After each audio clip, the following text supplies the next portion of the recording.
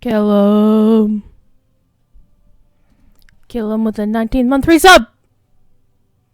Thank you, kill him. So today was weird. 9 a.m. interview. Well, it was okay. It was told that I would meet a lady who would be the supervisor for the position I was applying for. In this case, tech support for a vision equipment selling company. So similar to what I did at EG America, which was help the convenience stores fix their shit, fix your cash registers, fuel controllers, whatnot. But this was for a thing where it would be similar, but it would be optometrist's office that we'd be working with, But these would be folks that we sold equipment to, not just folks that already bought equipment. We were supporting the equipment. And it was supposed to be an interview, or at least that's what they said, but it actually wound up being a pre-screening with somebody completely different. But it went well. It was only supposed to last for maybe 10 minutes or so, and we were talking for like 40 minutes. He was describing the job and, asked me about my references. Well, not any of my references, but, what I did previously. And so he said he'd pass my information on to the supervisor with whom I was originally thinking I was going to be talking to. So I should hear back from her in a couple of days, hopefully. I also have a thief kitty meowing in the background, as always. And I have a friend in the Lotro community, one Master Oakendor, who's going to be helping me do practice interviews.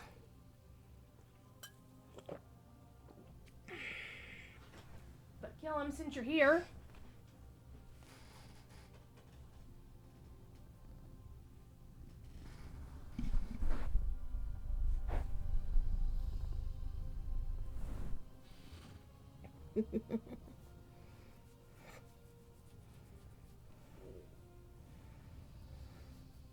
Look at this kitty. Look at him.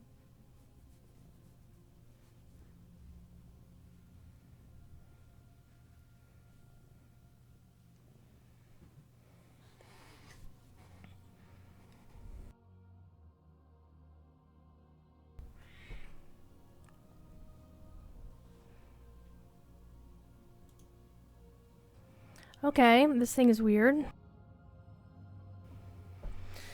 One of these days I need to sit down and actually rewire my Stream Deck because it did an update a couple of updates ago that screwed up my muted, special muted icon.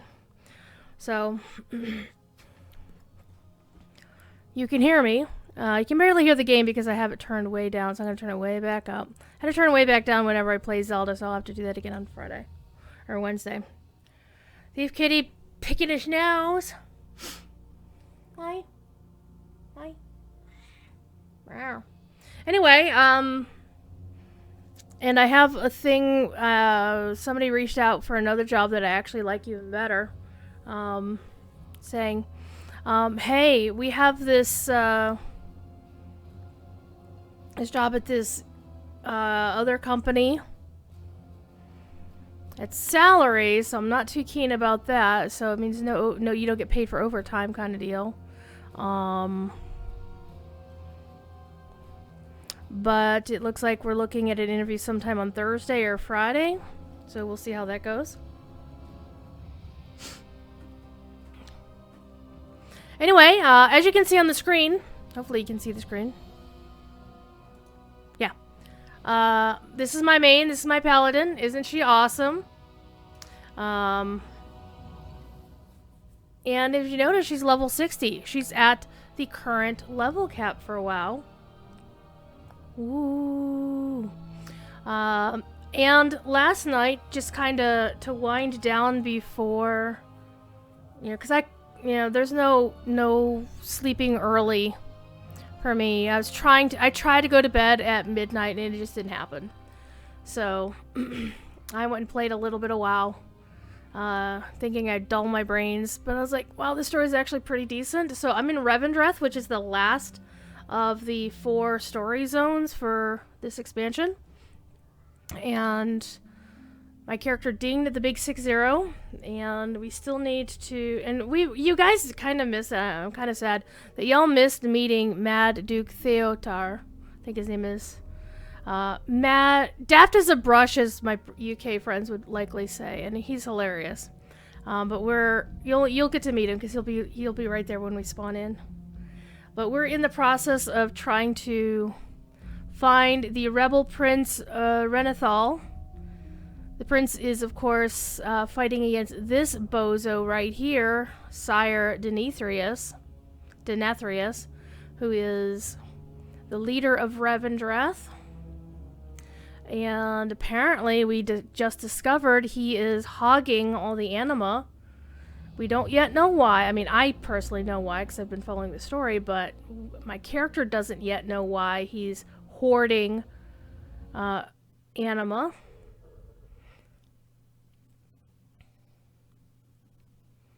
And we're about 5 of 7. That's an add-on. Let's get that out of the way. So we are 5 of 7 things through the story, I think. Yeah, 5 of 7. And this will tell you what's going on here.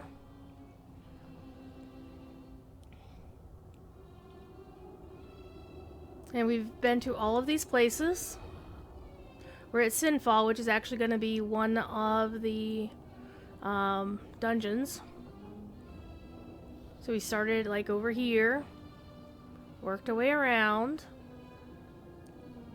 Now the things you see on the map, this is actually an add-on that is basically helping point you to world bosses.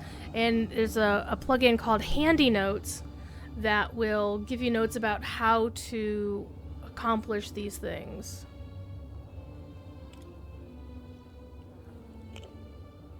And there, of course, the castle is the big raid. So this will basically tell you what's going on in this particular zone. And as you're leveling up, before you've picked your covenant, because that was one of the big features of this expansion, was that you get to pick covenants. You get to pick one covenant for every character, and that covenant relates to one of the 4 major zones. So Revendreth has a covenant led by the Venthyr, who look kind of vampiric and whatnot. Kind of like Bela Lugosi, Nosferatu kind of vampire. And, like, for example, we've already been through... basically, when you start the expansion, you start in the Maw. And you can tell how much of the Maw I've actually visited. And you get to go visit the Maw a lot. And then you get sent to Bastion. And as you can see, I haven't explored all of Bastion yet. I haven't really bothered with the exploration deeds, even though you do get XP for exploration. But until you get level cap, and then you don't get XP anymore. I figured I'd save those for later. And so I'm probably going to send this character, my main, into the Kyrian covenant, because it's obvious, because they're about righteousness and justice and ascension, etc., etc., and they look suspiciously like this. I mean, this is a paladin. This is the paladin class, one of the paladin class mounts, and so, and with the name of Kyriana, hello, she's going Kyrian. The main difference between picking a covenant is that you will get different, what are called soul binds, which are companions that can run with you and do certain things. They're kind of like landscape soldiers, but better. Kind of like heralds for captains in Lotro. And you also get covenant abilities. Right now, before you've picked a covenant, as you're going through a zone, it'll give you access to 1 and then 2 of the local covenant's abilities to give you an opportunity to test them out and see if you like them, basically. And one of the reasons why you might want to have a paladin go Venthyr is not only is there a whole notion of atonement and retribution kind of thing, you know, for their things, but they have this ability called Ashen Hollow, which is basically a kind of like a better version of consecration. So bad guys wind up getting damaged, good guys get healed, and if you're standing in it and you use your Hammer of Wrath, which any pally can use now, it increases this damage by 100%. So it's really good. My Horde Paladin is definitely going Venthyr. She was originally going to be Kyrian as well, but I realized, no, she's a bit of a bitch. So she's going Venthyr. So I changed my mind on that. And you get this other one called Door of Shadows, which basically lets you do something it's like this cool. Watch this. That is kind of cool. And it's useful for getting around like, oh, hey, we're going to teleport past this locked door kind of deal. And then here is some of the locals. They're kind of tall. Well, they're either really tall or really short. So, Vampire Lady. And then you've got the local. I warn you, I tolerate no bamboozlement that I cannot partake in. And yeah, he's a trip. I love this guy. He's so hilarious. And then of course you've got the servants who sound like completely Cockney. Tobbins knows best. And they talk about themselves in the They talk about themselves in the third person. If it ain't broke, I'll take it. If it ain't broke, I'll take it. Well, can't be helped. You happy? Goblins do good. Then of course we got this Geist over here. It has been so long since I laid hands on a living mortal. Are you in a rush? So they're kind of like if, you know, they don't do sunlight very well, so the vampires. And then you got her. Not her, but her. No glum chum. Drum and thrum. She speaks in Cockney rhymes, so good times. TD with the waffles and kill him with the syrup. Alright. So we've got a quest to use the mirror below us to enter Sinfall. So we left them up there. I'm gonna ride my horsey down. Because they couldn't go in because there was a mirror shining bright-ass light in front of the door. So it's like, it's gonna kill us. And you guys did actually miss the fun quest leading up to this, but I apologize, I was having fun playing it.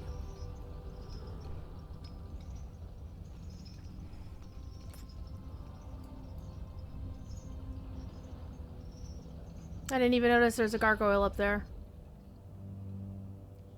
I'm gonna go down here and pick up the Flight Master, because I forgot to last night.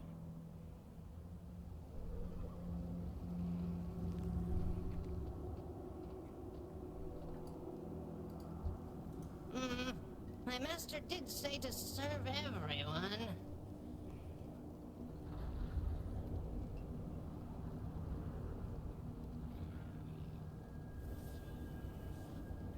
Remember, a safe flight is a boring flight.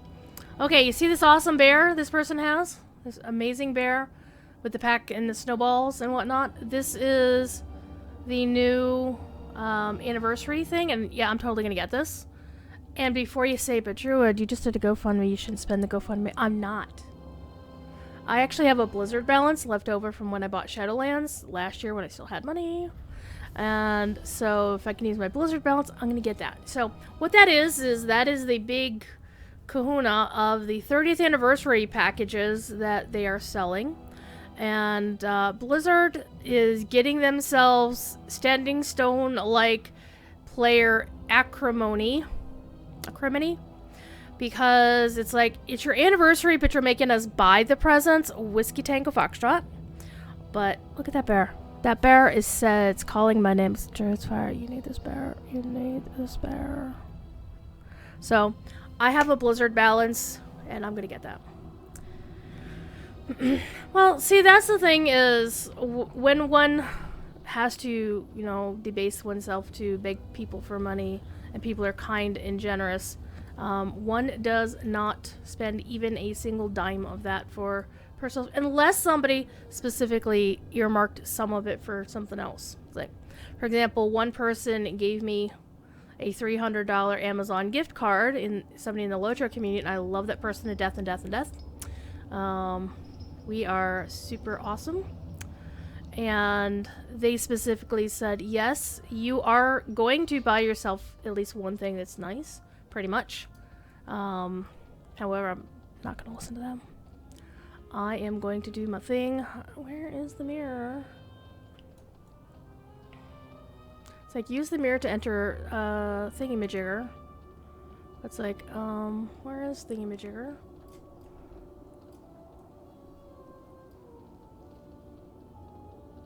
And I'm playing this blind. I haven't really watched people play through the quest line, or if they have, I've been studiously ignoring what's been going on. So, we're supposed to go somewhere below.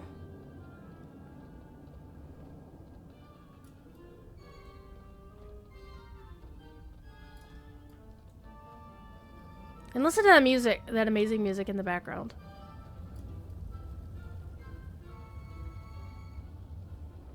I don't think I'm supposed to jump in there.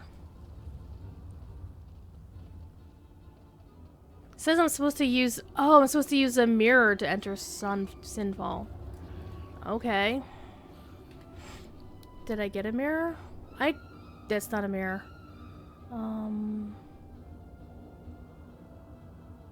Ooh, I got a slime! I got a pet and didn't even realize it. Durr. This is Druid not paying attention. Okay, let's see. Look for a mirror.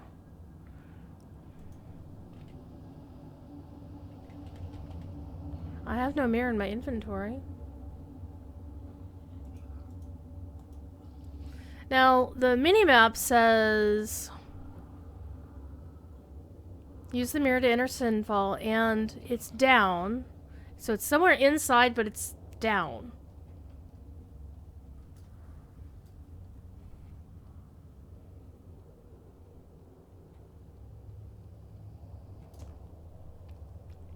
I'll get this figured out.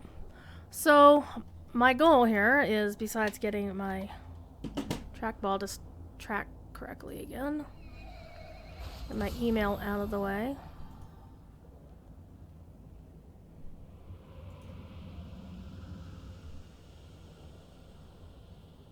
I'm also keeping an eye on Darth Celtics' stream. He is streaming some Final Fantasy VI right now. If you don't know who Darth Celtics is, oh man, oh man, oh man.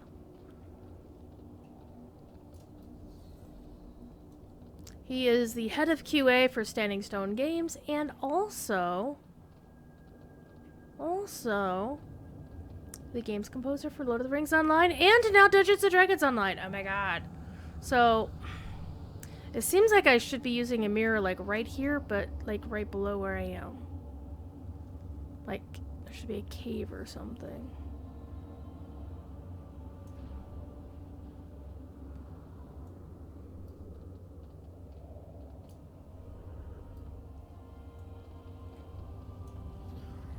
Looking for a mirror. I'm very confused, but that's okay. And I was also keeping a vague eye on the Signamu channel, and now they are done streaming for today. So let me quickly take a moment to archive their VOD.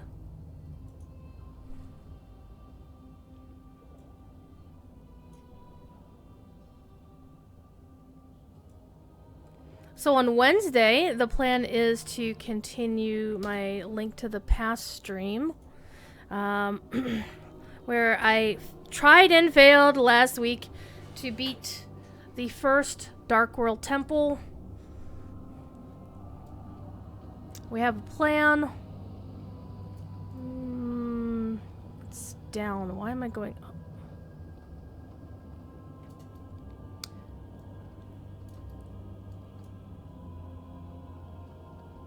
And that is, of course, is Castle Nathriel.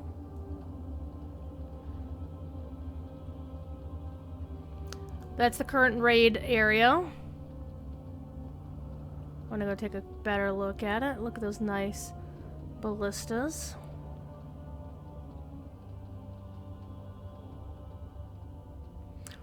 Home of Sire Denetrius.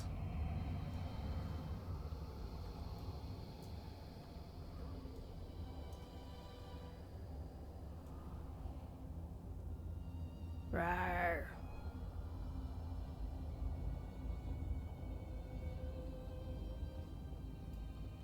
But now I am left with a big puzzlement. There should be a mirror that I need to find.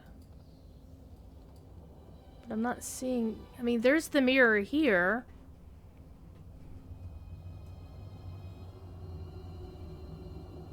Maybe it's the mirror in there that'll teleport me down where I need to go. It's one of the things about playing these things blind. There's like... You know, the expansion's been out for so long, people would probably, like a veteran WoW player, would be like, what the hell? You go here, but, you know, it's like, no, backseat gaming.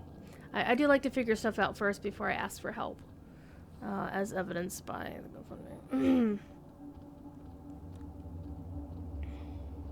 So I hope everybody's been having a good Monday. After my 9 a.m. interview, I put in a couple more job applications, because, as you know, one... decent pre-screening does not mean I got the job. I need to keep looking. And one of the things is if I do get this job, things are going to change immensely. This job is a 1 to 9 p.m. gig. And it may be Monday to Friday. It may be... I might be able to finagle my Fridays off so I can still do my official Loto stream on Fridays. But if not, I'll have to change it to a different day. I'll probably aim for Saturday, maybe. Depends on when my off days would be. But it would be nice that it's not directly customer service. I mean, not dealing... I hate to break it to you, but dealing with the general public kind of sucks. If, you know, you gotta do it if you gotta do it. But you generally, if you don't gotta do it, you don't want to do it. Because, yeah... General public can be kind of rough to deal with, so again, not finding anything what I'm looking for. I mean, we came up here to adjust the mirror to let our buddies come in. Oh, maybe I need to talk to Duke Theo. He's daft as a brush, and he's adorably daft as a brush. Like, you had to lead him around for a bit, and he was, every time he was in shadow, he was happy, and then he went completely mad if he stayed in the light too much, which is really funny when you consider the fact that I'm playing a paladin and light is my thing, right? So it's like, consorting with the enemy in a fashion? Yes. So that's a thing. Alright, Signamu is done. Now, let's go talk to the Duke. Oh yeah, he's got the thingy. Insanity is no excuse for bad manners. Okay. If you discover my parasol, protect it. Yeah, and he's mad about... He's mad for his parasol. Okay, so we have not discovered the way in yet. Maybe I need to go over here?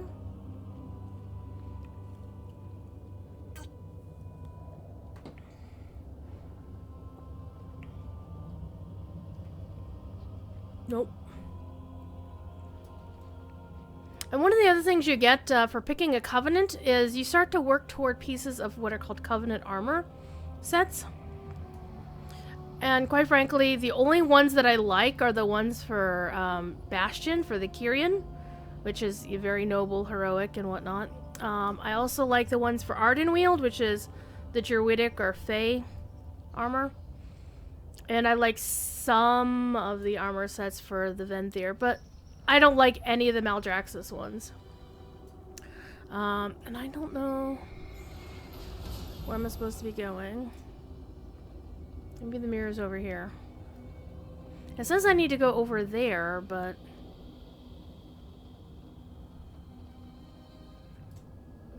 I don't think it's down there.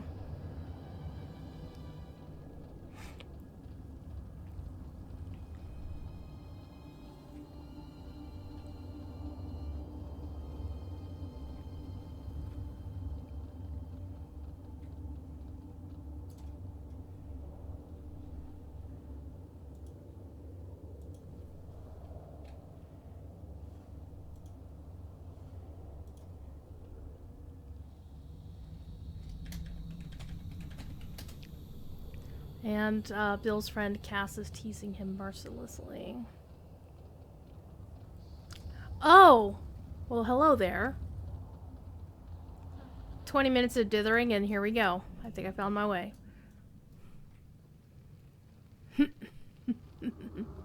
Alright, and so what we're doing is we're trying to find out what Denetrius wants with all this anima that he's stashing, and also where the rebellious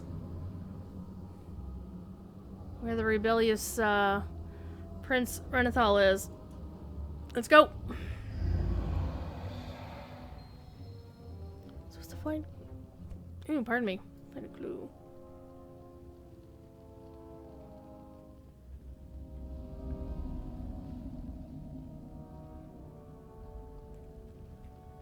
The irony is that they're big on mirrors here, but they're all vampires. See? Nice alchemy set. And this could be, of course, an anima blade. And is this cake? No, it's mirrors. We're doing the Professor Corey thing. So these are vials of something. Maybe blood. And a mortar and pestle and a mini mirror.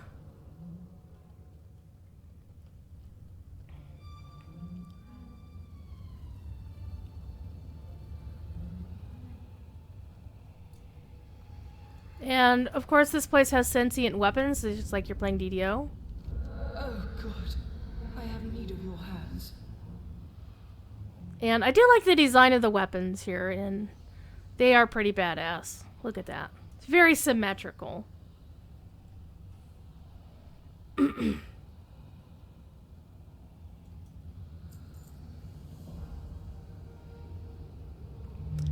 Your master Prince Renathal was the one who started the rebellion. He knew Denetrius was working towards something truly nefarious, attempt to stop him. And Renathal was flung into the Maw. We should venture into the Maw. There's an old device here that only you will be able to use. Together we can recover my prince. You need him if you have any hope of success. So we're supposed to hop. Keep your edge razor sharp. Okay. So now we have to open 4 containers of Dark Will.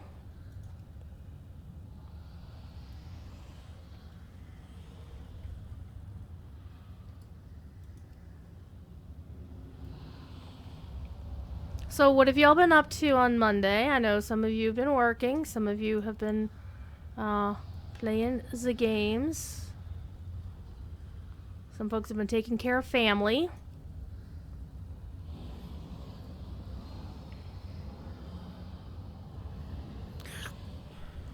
And we're supposed to jump into the Maw. Okay. Remember, we don't like the Maw, but we're going to jump in anyway. Bonsai!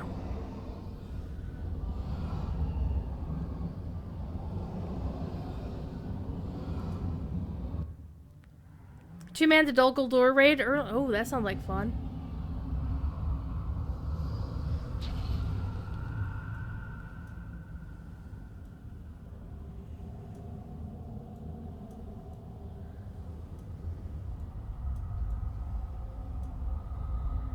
Okay, Vorpalia. So, of course, anybody who's played Dungeons and Dragons for any length of time will know what a Vorpal blade is. Or who have, of course, read the Jabberwocky. So, when Gygax and company created Dungeons and Dragons, some brilliant soul decided, you know, let's take something from C.S. Lewis as well as Tolkien and took the notion of a Vorpal weapon or Vorpal hits and brought them into D&D. So Vorpal. So the Vorpal stuff is actually big in Dungeons & Dragons Online. And so you do want to get weapons with Vorpal capabilities. They're not always necessarily the best weapons in game, but they can be. And why isn't my mouse doing stupid things? Sometimes my trackball likes to act up, and it's acting up right now. Which means there's probably time for this.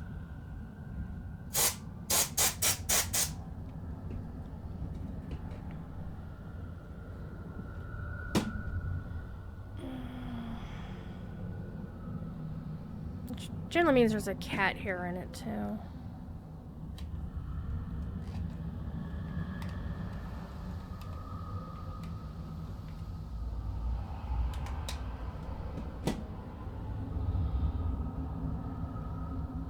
Where is my cursor? There it is. Alright, here we go.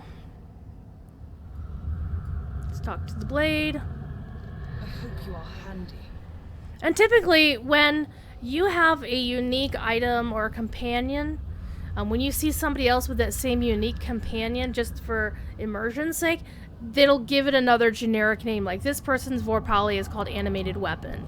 When I have a named companion, let's say Jaina Proudmoore is my companion, the other person will have a generic, similarly classed person with them called like Current Tor Sorceress or something like that. Okay, do not lose focus. I can feel Renathal's presence. It's faint, but he's outside of the tower. At least let's find him and get out of here.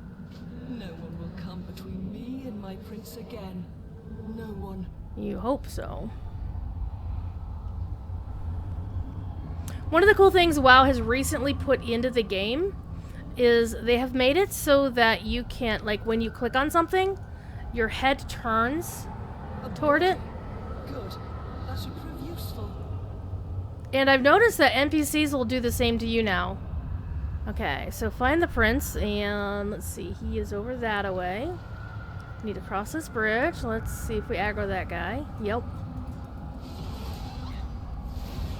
One thing about this expansion is you really kind of have to know how to play your class or have really good gear, otherwise you're not going to have a good time. Oh, hey. We're gonna steal their mounts! Which is really interesting because you can't use most mounts here in the mall.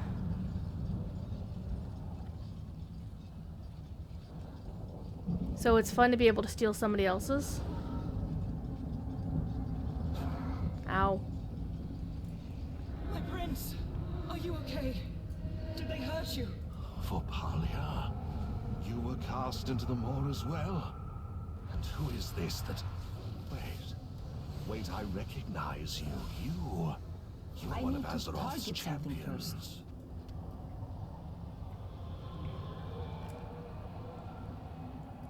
Hello, Maw Walker. Alright.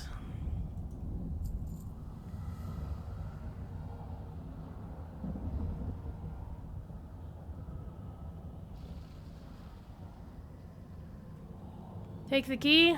Be swift, the jailer's eyes are always on this area. Okay, let's go kill bad guy.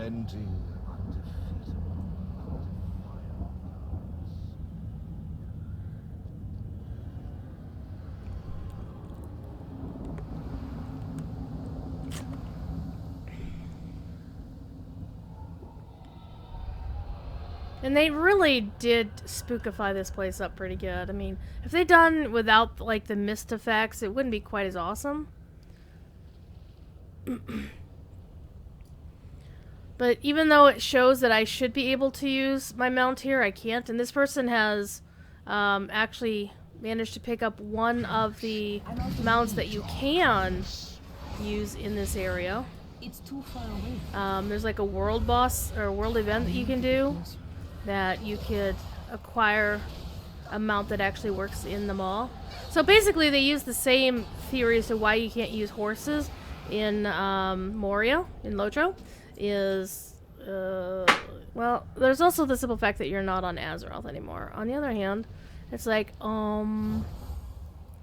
why could we do this on Outland or on Draenor? Okay, we're waiting for him to respawn.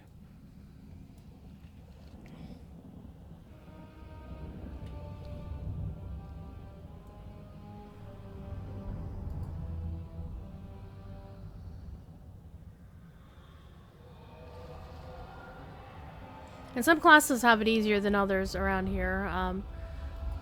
I'm kind of regretting going with my main through everything first.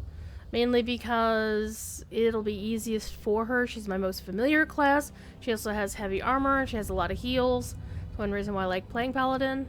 On the other hand, other classes, like for example a mage, would be able to dish out lots of damage, but they're also glass cannons, so you have to either know how to kite or otherwise know how to really, you know, use your class to its best abilities. And even then, people who are, you know, good mages were having trouble. They basically couldn't solo a lot of common stuff, and I don't think that should be right.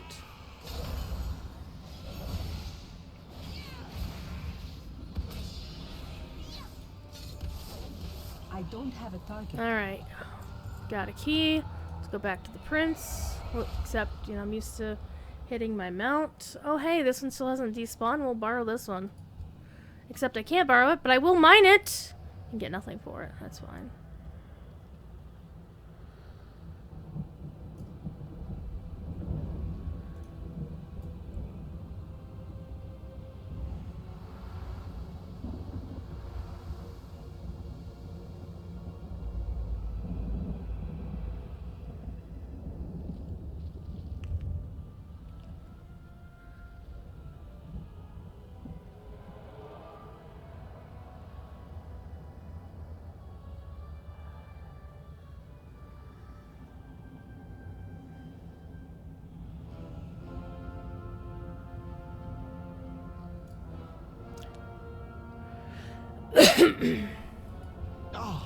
Our potential savior of the Shadowlands has arrived. Okay.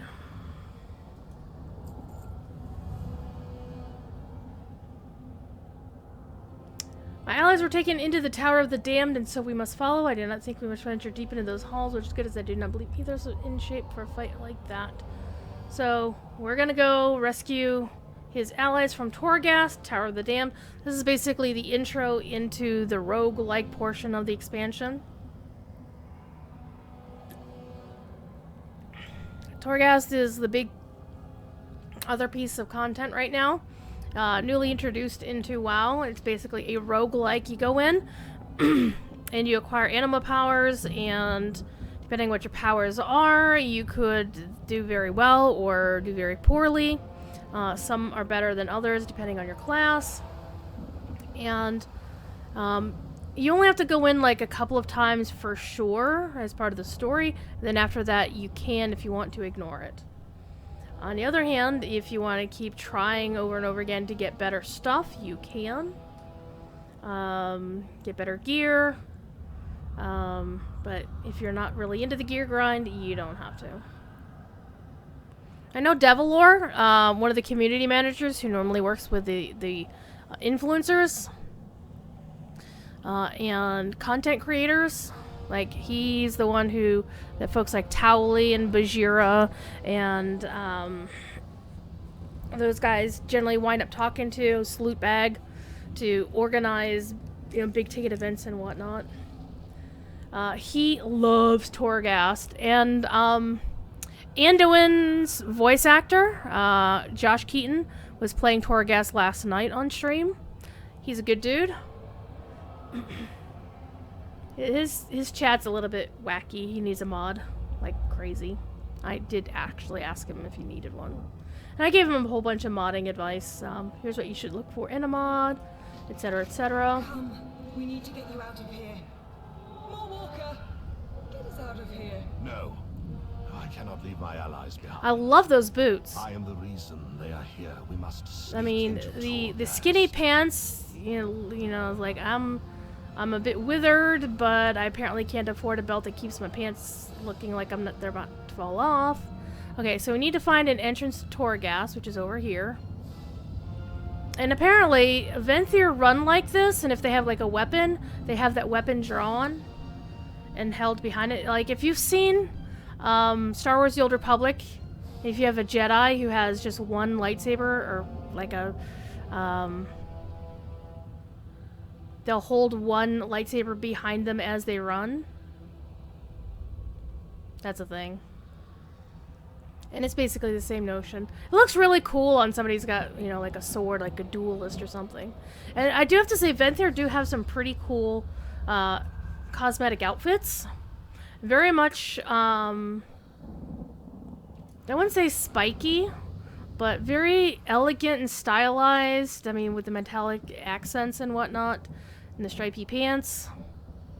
And he apparently has bracers, which I don't think they would actually work, because they don't look like bracers. I don't even know what they are.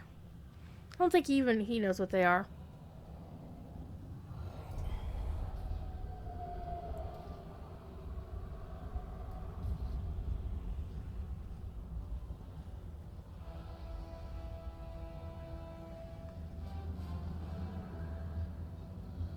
He has good hair. He does have pretty decent hair, and you know, the ears are nice. Whoa, hi.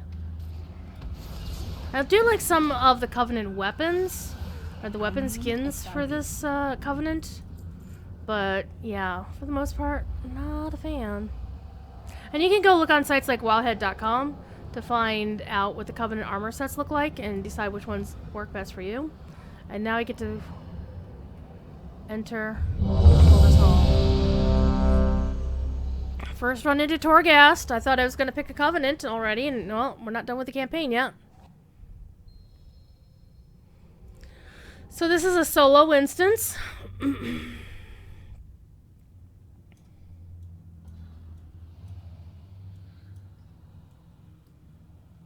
The inside of this tower defies all traditional logic. We must devise a means of escape. So once you come in, you can't get out. And so it's like, well, how do we get out of here? You realize I'm a floating sword, do you not? I can easily move between these massive cell grates. Ah, a cell of anima. Use it to gain power, Walker. Let us ascend. And this is basically how... You know, this is the tutorial for Torghast. So I can't change my equipment, talent, and spec as normal. So, and I do have a talking weapon following me around. And then you get to pick one of these two things. Increase mastery by 9, or increase maximum health by 45%.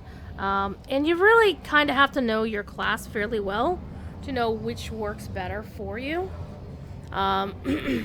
So knowing the stat priority for your class is very helpful. There are various sites out there that can help with that, like Icy Veins is a good one. Icy Veins has guides and news for WoW, Hearthstone, Diablo 3, and say pay us money and get rid of the ads. I'm like, fuck you. So we are gonna go take a look at Retribution Paladin.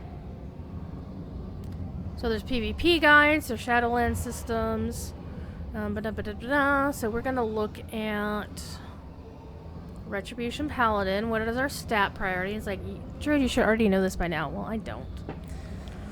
Okay.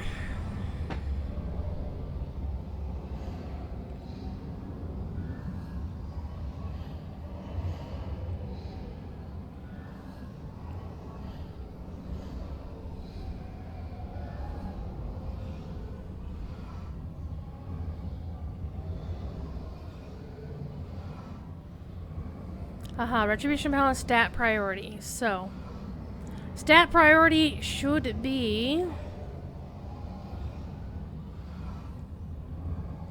basically strength is number 1, haste and versatility are the same, mastery and well, basically, haste, versatility, mastery, they're all pretty much the same. So it's basically strength and everything else.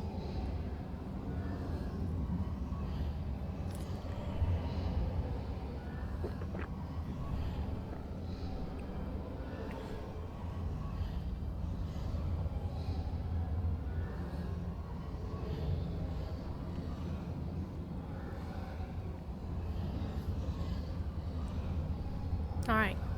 We're gonna take the... so maximum health would be more applicable to, say, a prop pally. You know, more health is always a good thing. Mastery basically makes things hit harder. So I think we will go with the maximum health this time. And so as you can see, by 45%, now I have 30,000 health versus 20,000. And I just got 20,000 just by doing guides. And then we go in. Next level. Let's go.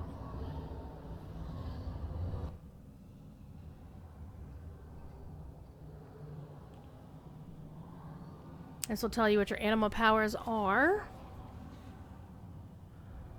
Now, one thing about Torghast is you can die 5 times in Torghast. For every run, you can die 5 times. And once you've died... Once you res for that... You have 5 lives, basically. So 4 deaths, 5 lives. And once you hit that last life, a creature called the Terragru will come after you, and it will murderate you. I don't believe there's any way to beat the Terragru. And then you basically have to pick and choose who you're going to fight. And, you know, decide how you're going to, you know, focus on mobs and whatnot. And you pick up something called Phantasma, which is, you can use it to, basically it's a currency you can buy stuff with later on. It's too far away.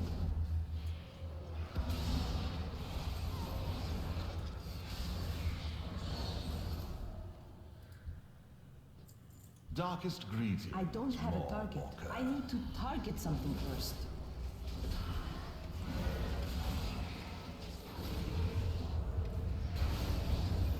I need to get closer. You will have to come into Torghast to come find folks that you need to. And then you also want to, like in DDO, you are going to want to beat up on all the stuff. Okay, increase mastery by 3. So that's helpful. So, like in DDO, there's breakables that can give you stuff, and so you definitely want to break the breakables. And having an AoE like that is very helpful and handy. Okay, so we've got this. Looks like a door. Got bad guys over here that we can murderate. And sometimes it will just basically be a question of how you I'm out of range. pull mobs. Like sometimes you're gonna want to pull like the entire room if you feel powerful enough. Other times you're only gonna want to pull one particular guy, and then, you know, be strategic about what you're pulling and how you're pulling things. I can hear the walls shifting above. Let us see what awaits us. And of course, every run is, and one thing about roguelikes is, for the most part, I'm out each of run is range. not going to be the same. What's this? Consecrate. That's kind of cool. Alright, another animal power. More mastery. Excellent. And sometimes you're going to get a choice that's like, you don't want any of the options. You still have to pick one. You don't get away with not picking one. Some of them have, like, you're much more powerful, but you can't move backward, which is one of the more interesting. It says there's an anima cell nearby. Did I miss it?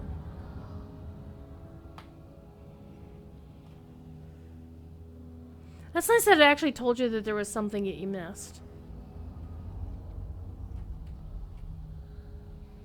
I mean, where is it? Is it back here?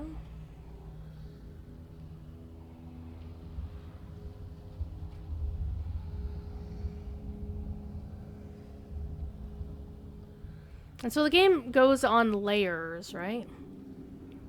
So every certain, and layers and floors, so you're on like layer 3 or whatever, or, you know, floor 4, and you're given goals of, you know, and it's basically a case of how far can you go before you get killed. So I'm not seeing an anima cell, so I'm not sure what it was talking about.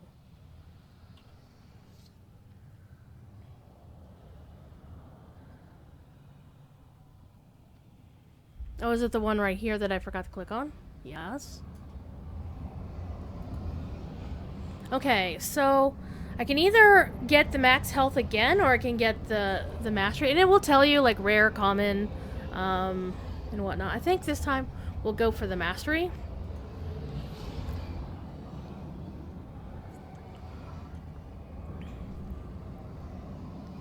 And we'll continue on. And that was actually nice that you can't go back, of course. Now I'm on floor 2. I can't go back down to floor 1. These little things are called maw rats. You definitely want to kill them.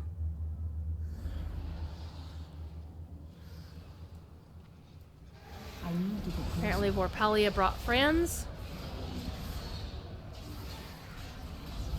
Maw rats can explode and kill you, kind of like creepers in Minecraft.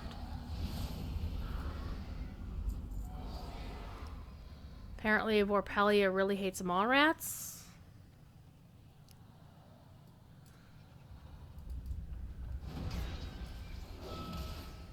They're kind of cute, actually. It's too far away. I don't have a target. And there's going to be cases where you're not going to want to clear every single floor. Like, clear everything out of a floor. But then, for the most part, if you're low on Phantasma, you can get some by killing more dudes. And you definitely want to break all these things over here. Because you never know what you might find in them.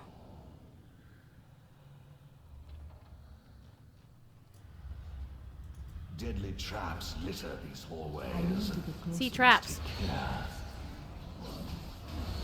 I'm out of range. And then, of course, these traps that you have to time. And, of course, there may be bad guys on the other side. I'm dying.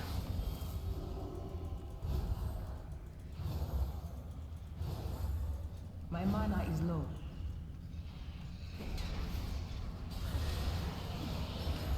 I need to get closer.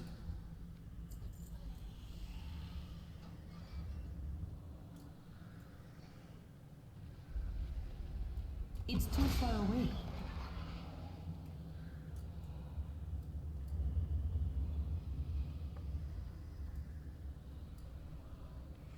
And it doesn't always show you where the traps are, so you have to be careful. Some of them are obvious, and some of them not so much.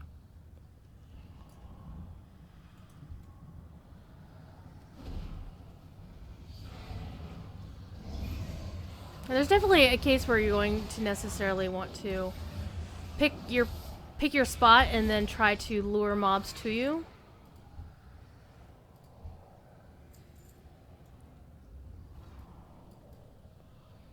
And sometimes you want to get out of the way where the mobs are.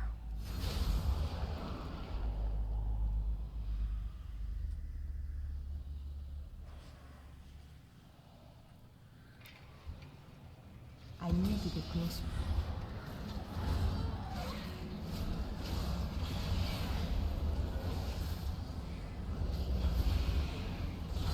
And one of my concerns with taking alts through this content, or bringing alts into everything. Okay, this is a common one. For the first 30 seconds of each floor, you have Avenging Wrath. So that's interesting, but that's where you're definitely going to want to charge in and ruin everything. Okay, there's another Anima Power there. There's a Maw Rat there. I'm out of range. There's a dead Maw Rat there. Okay, and I already have this one, so I'm going to choose this one.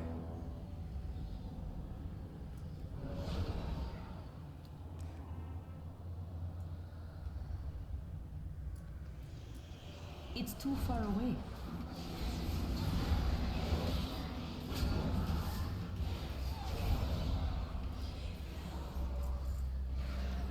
I'm out of range. I am noticing that Vorpalia is a little bit of a grumpy lass. I need to get closer. She does kind of like don't have a target. taunting things, which, you know, It's fine. And now we have, like, bad guys this way and something over here.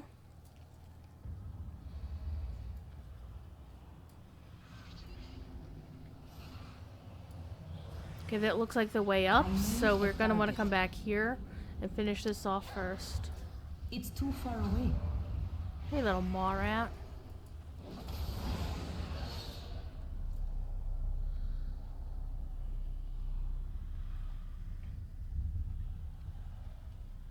A powerful servant of the jailer.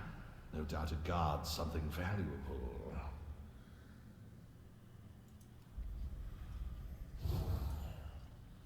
Gumskang! How are you, good sir? I'm out of range. Whoops, I didn't mean to pull that big guy yet. Oh well.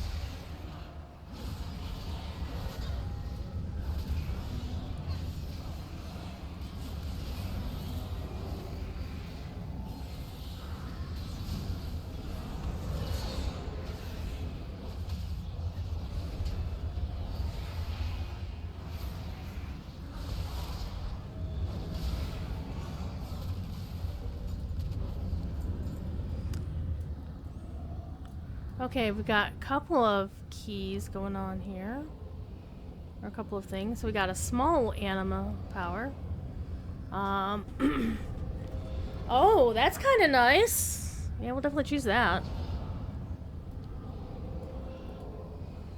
Okay, and now we have a choice of 3. So... I see heart crust sounds good. More health is always good.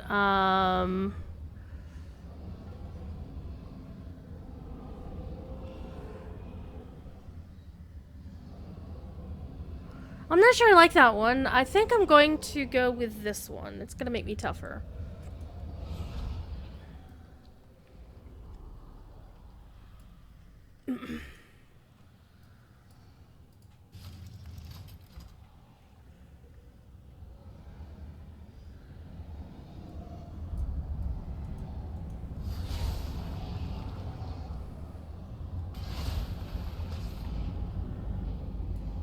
Okay, what's this?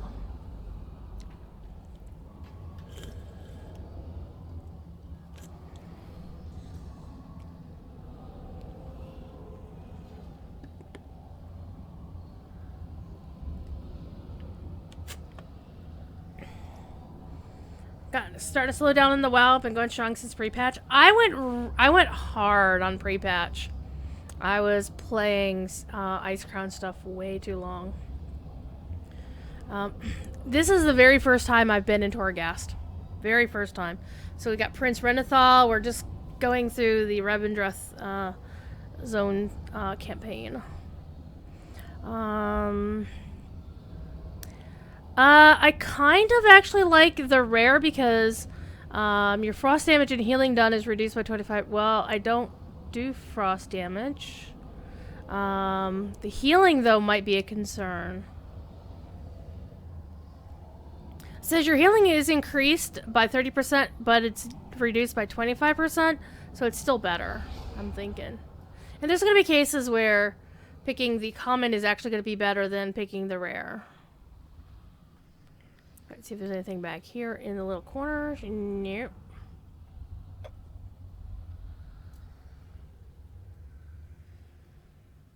Tuned in at the right time. Nice. So, I haven't yet died in Torghast. I hope I never die in Torghast.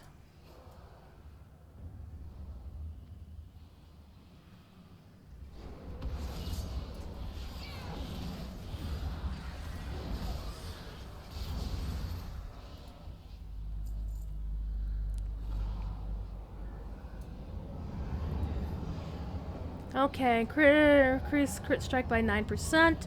Or more health. I already have one thing of more health. I'm thinking crit strike by 9%. We'll go with that for this time. And we're going to floor 3. 3.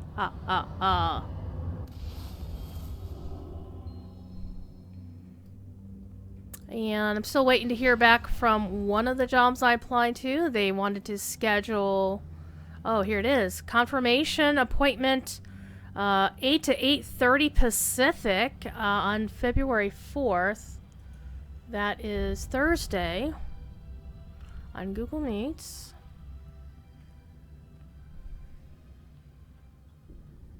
I'll accept that.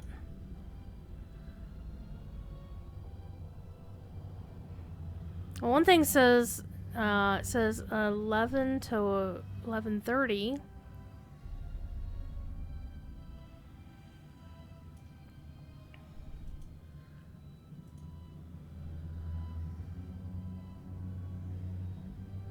Oh, okay, that's EST. So 11 o'clock in the morning, Thursday morning. We'll see how that goes. And this is actually one that I kind of like better than the other one. The only downside is that it would be a Wednesday to Saturday gig. We'll see how it goes. We'll see how it goes. BlizzCon line is in less than a month. So the key art features, of course, Bolvar Fordragon as the former Lich King in the forefront. You got Illidan playing some Hearthstone. We got Lilith from Diablo 4. We've got Raynor from StarCraft. Diva from Overwatch. And Deathwing. Because you sure have Deathwing in everything.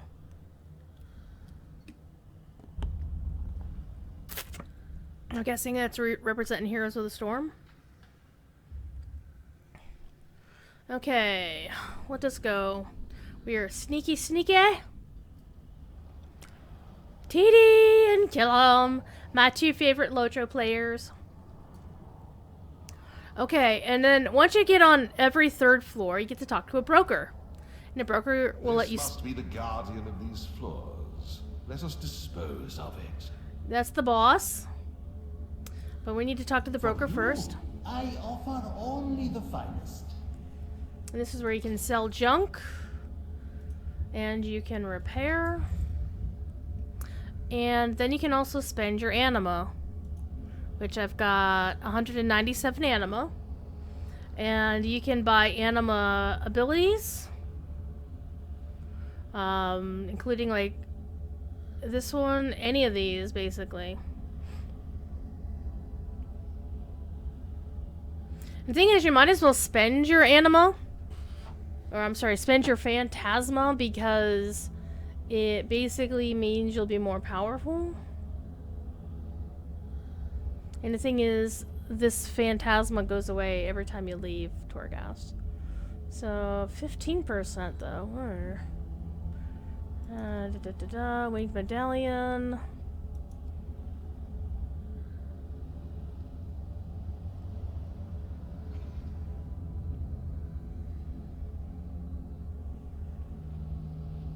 That one's pretty expensive. I think I'm definitely going to go with this one to give me more health.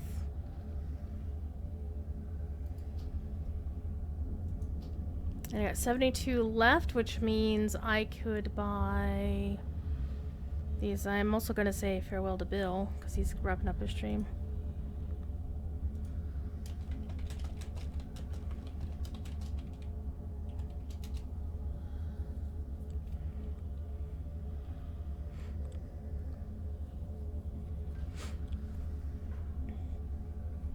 Alright, that means I can get this earbud out of my ear and plug my phone back in.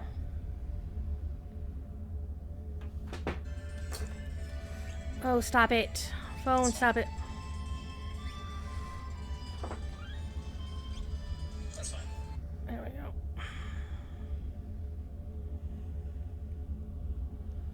Oh, that's one thing about the phone is when you go out of the Twitch app now, it still keeps playing. Alright. So we can only get the spikes. And a health thingy. I think we're gonna go with the spikes.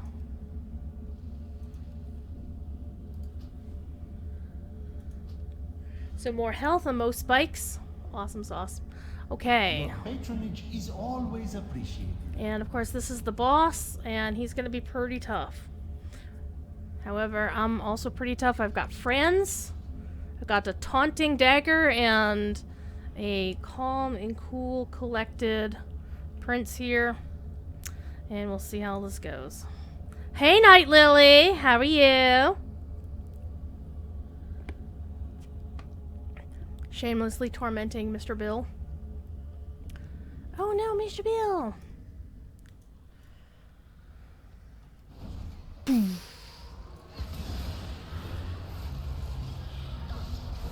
Alright, let's plop that right there.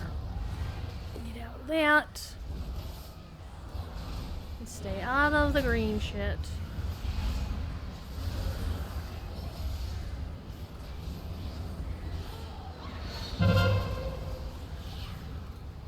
Interrupts are awesome. Give me some Avenging Wrath going on here. You desecrate things, I will avenge your wrath. Renathal, you came back. How long have we been here? This place is eating my mind. Curator, I'm so glad you have not been broken yet. We need an exit portal. This is the Maw. No one escapes the Maw. We would need a... More, Walker. This is the Curator, one of the greatest archivists in reality. Maw Walker? Quickly, I can use them as a conduit. We can ride back along the path they took to get here, but it will only work once. Maw Walker, this will hurt. Please try not to die. Please try not to die. This is actually kind of cool.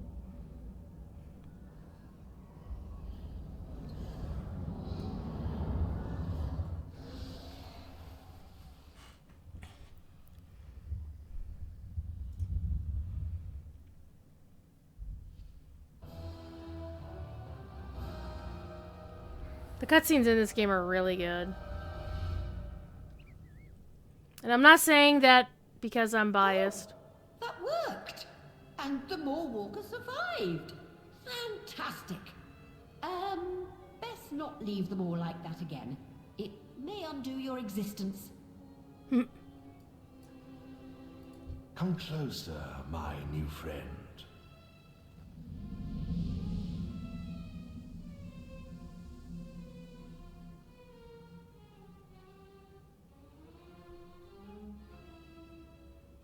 Okay, that would actually be better than my second trinket. Alright. The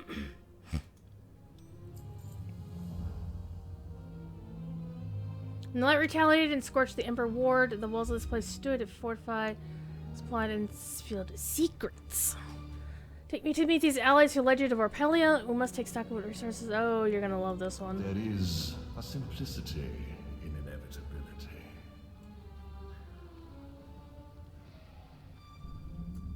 My prince! Theotar, my old friend, I'm so happy to see you. Oh, and I see you managed to get your shirt off. You as well. I could grate carrots on those ribs of yours. I send out the call to any who survived. We have quite a gathering collecting here. Renathal. Accuser, thank you for sending this Maw Walker to find us. Curator, I am fine. I will be fine.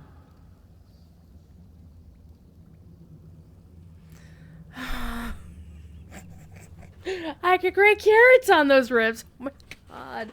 What a line! Blizzard had a little bit of fun with these folks, I do have to say. I mean, this guy, daft as a brush, and oh my goodness. Anyway.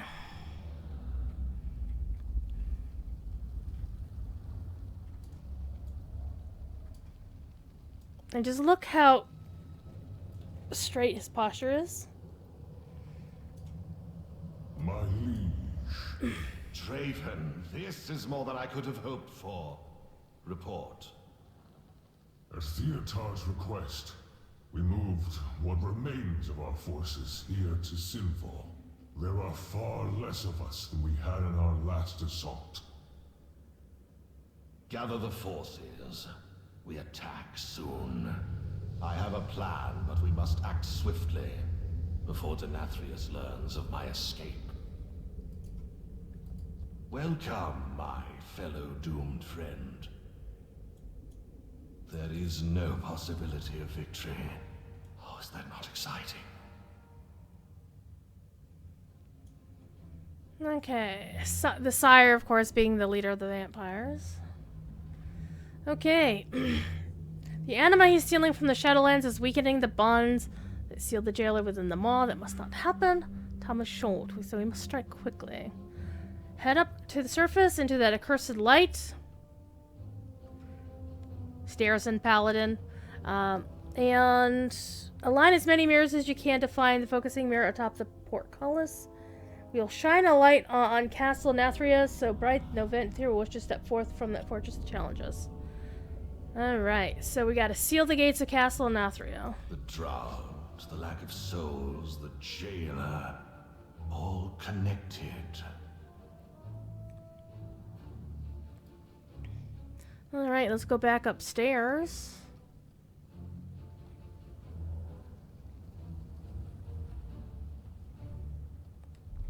So this is fun. So yeah, I do like the Venthyr in terms of the story and the fact that some of them are quite daft. So it's a little bit of fun. Wait, is this not the way out? This is not the way out. This is the mirror.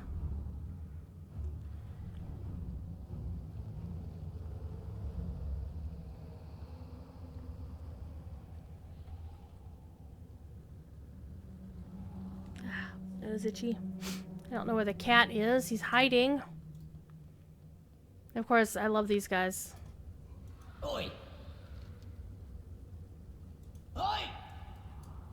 I'm the pretty one. I like happy. Those guys.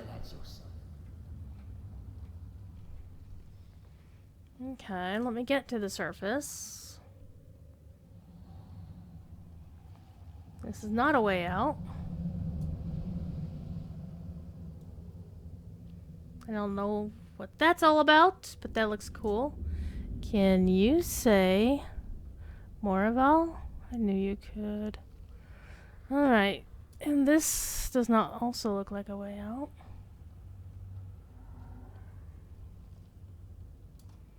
Those doors don't open.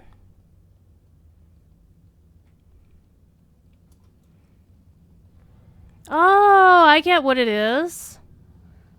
It's a model of Minas Tirith. It's a model of the castle outside. Okay, so we need to get upstairs again. How? I mean, we can get up to that platform.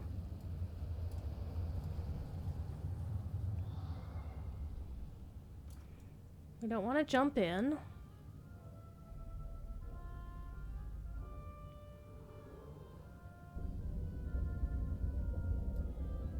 And I love the music. The music is pretty cool.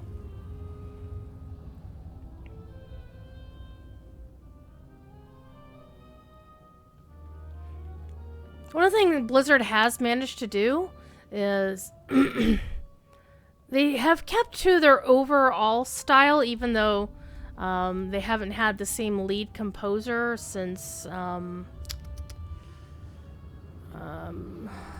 think I actually just need to go through the mirror. There we go. Since the end of Legion, because they got rid of Russell Brower, my good and dear friend, and he basically kept the Blizzard sound together for so long. I don't know what Midnight Roses are. They're not as cool as Night Lilies, though. I just click on them and they do nothing. I don't know.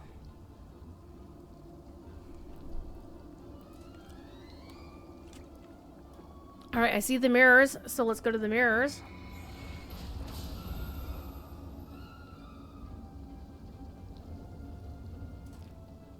Alright, what's this all about? Fuse Ruby times 30.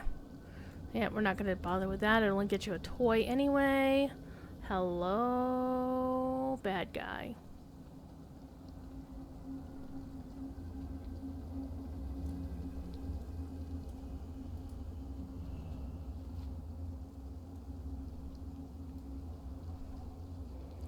We know all about turning mirrors in Moria. Don't we, folks? You're working on bringing a few players from WoW over to Lotro. That's cool. Defo cool.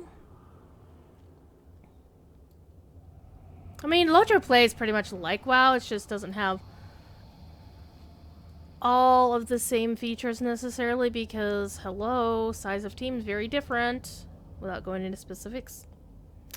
But Lotro does have the best composer.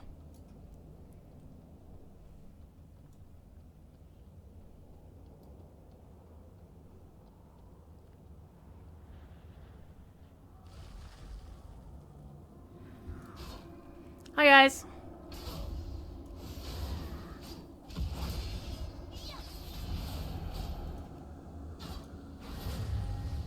People who like lore and story. I mean, that's really... Target something first. That's really the thing is, like...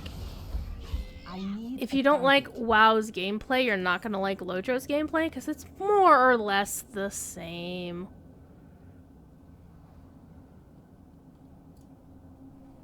And what can this humble fallen prince do for you today? You and me against the end of reality. We might need some help. I'll give someone's left eye to see the realms you've seen. Got a gig for me? Oh, wow, all these guys.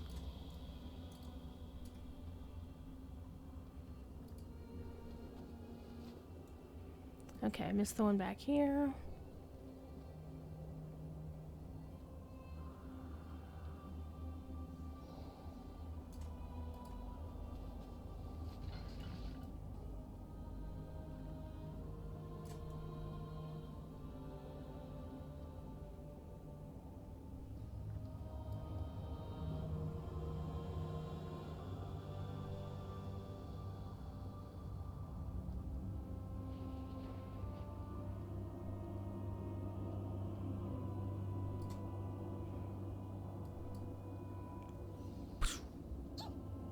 Wow. Wow! Didn't mean to do that way, but, you know, whatever works, I guess. Let me do a quick Helio. It's one of the reasons why I like playing Paladin. Is, well, we'll pick this up again. Okay, so you do have to jump down from up there to get there. That's rude.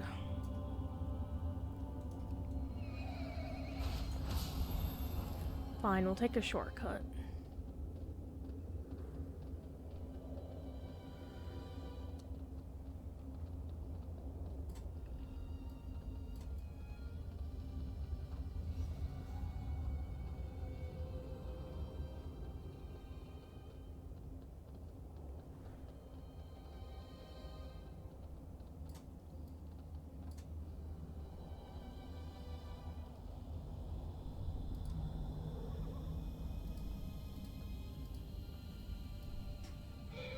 Haha.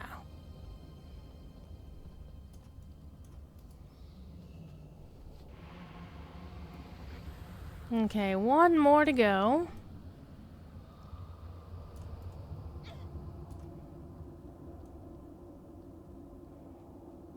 Of course, is the main one over there.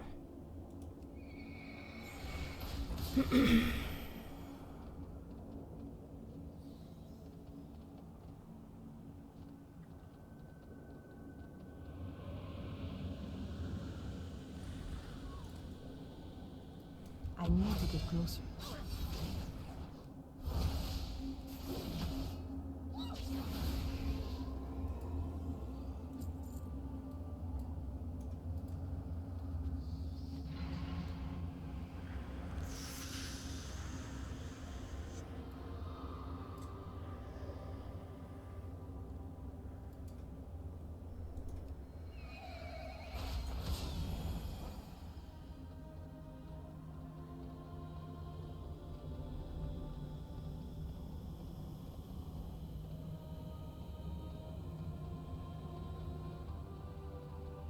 Do you find it a little bit interesting that this is supposed to be like vampires, so they're supposed to be shunning the sun, as it were, but yet the landscape isn't all that dark.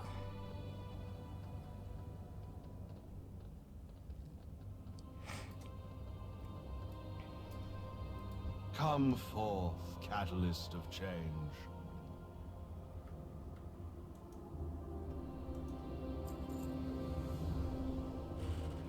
Alright.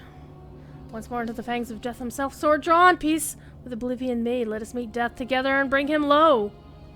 You're prepared for sustained assault. Once we reveal ourselves, there will be no stopping. When you're ready, direct the focal mirror at the gates of Castle Nathria. We'll descend upon our burning enemies with ferocity and swiftness of action. Defeat Sardin Nathrius. And we'll get either a chest piece or a helm. Let's take a look, fam. 27% upgrade for one, 11 for the other. Now, the fun thing about this, unlike Lotro, is if you pick one of the two items, you'll get both of them into your transmog system, which is really nice. We are doomed, but not without a fight. All right.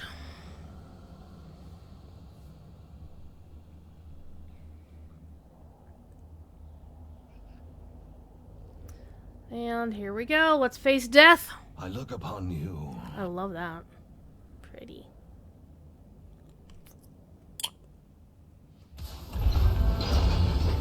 Again, I love these cutscenes. And yes, I am taking screenshots.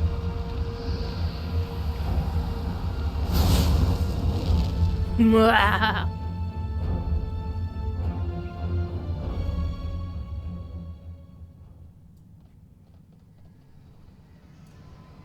Hello, Moorwalker.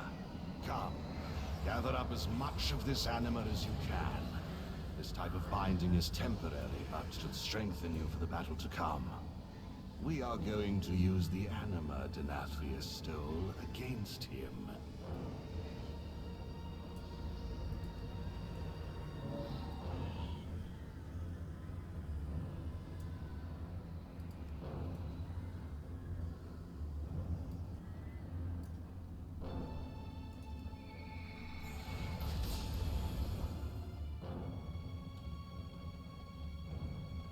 When I led my assault against the castle, the Master turned my entire army to stone with a simple wave of his hat. We will need these soldiers.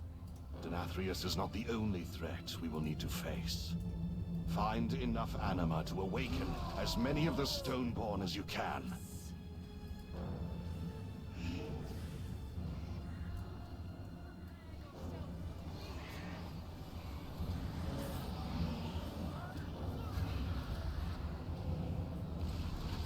It's too far away.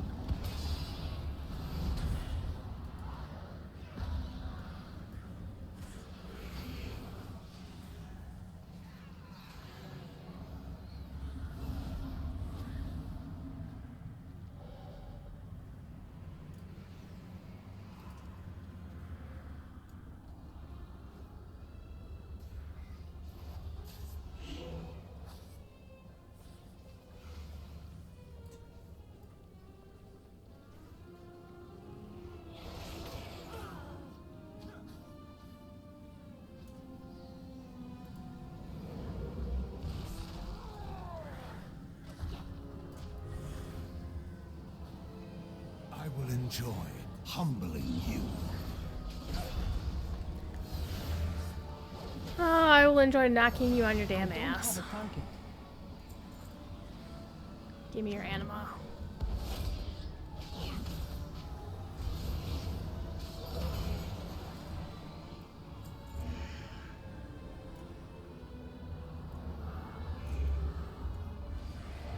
Okay, I got 3 of the 6, and I'm still in combat with somebody. The somebody.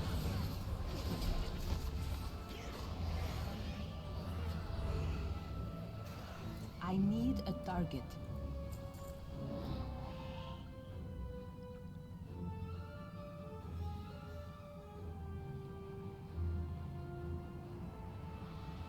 Hello, nurse.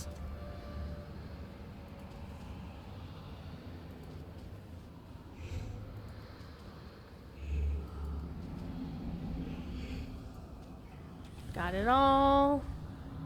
So let's go find another. Okay, this one over here. Rude.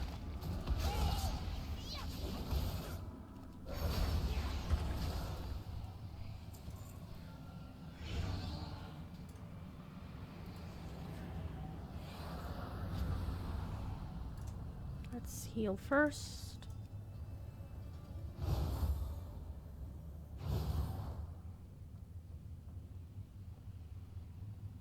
For the master!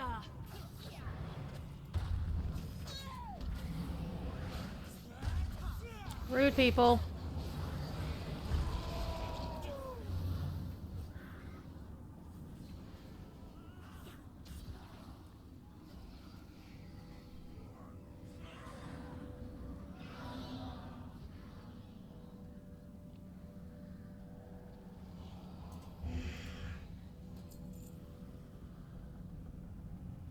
There's 2 more, and they'll be the last 2 I need.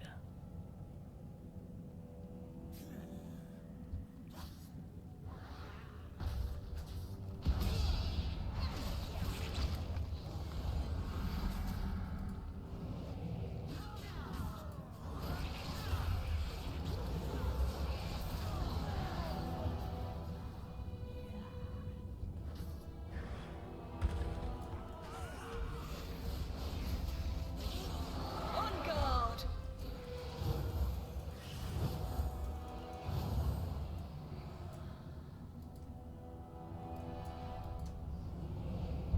The castle is not our objective. Rally at Dominant's Gate.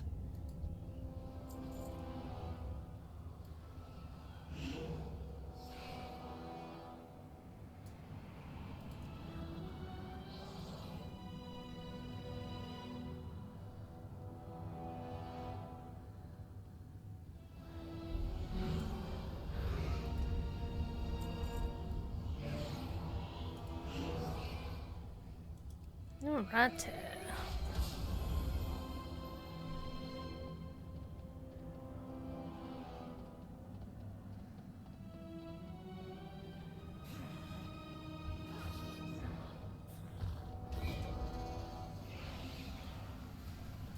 I don't have a target.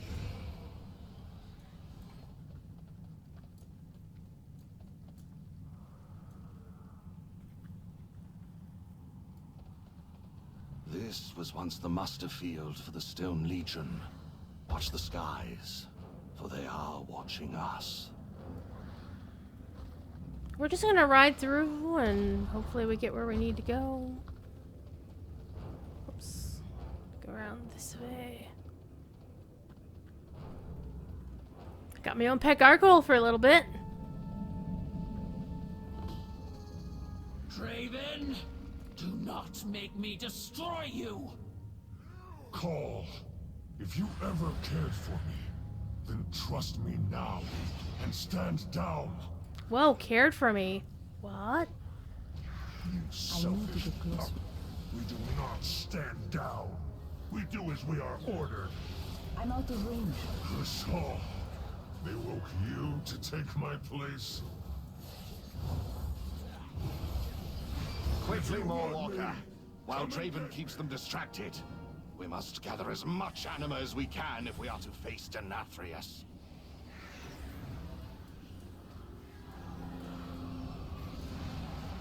Every soul can be redeemed, if it desires to be. I need to target something So, first. my watch ends.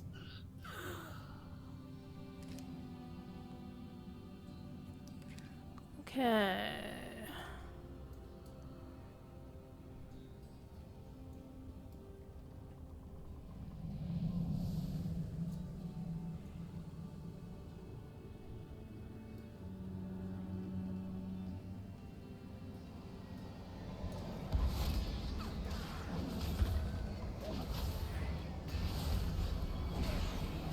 I need to get closer.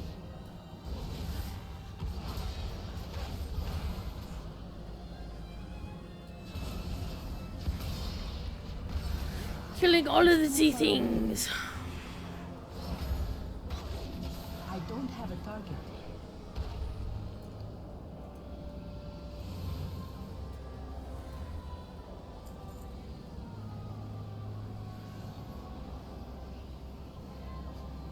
Okay, she's got that.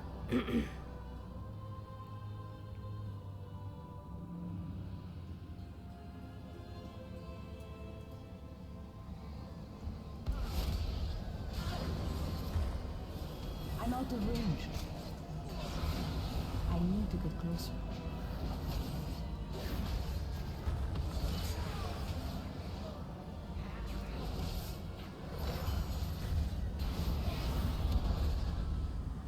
It's too far away.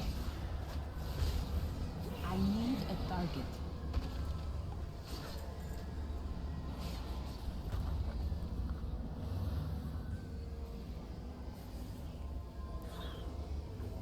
Alright, next one's done. Let's do a healy.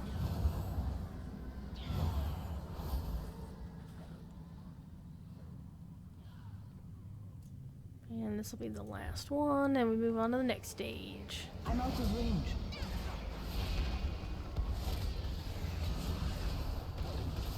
I need to target something first.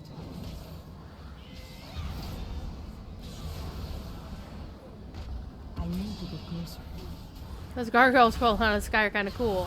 When it's happening to them, but not to me.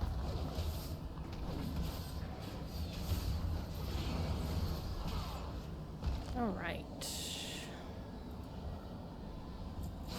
Hi.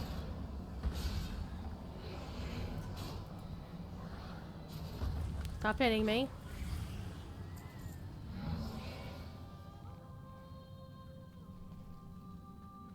Slay Miskia. We've dealt with her before.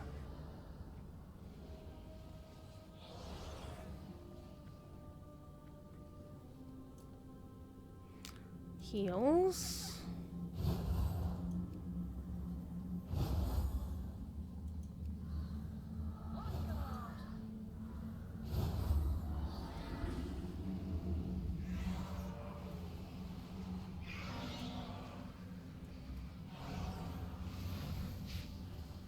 Prepare yourself for defeat.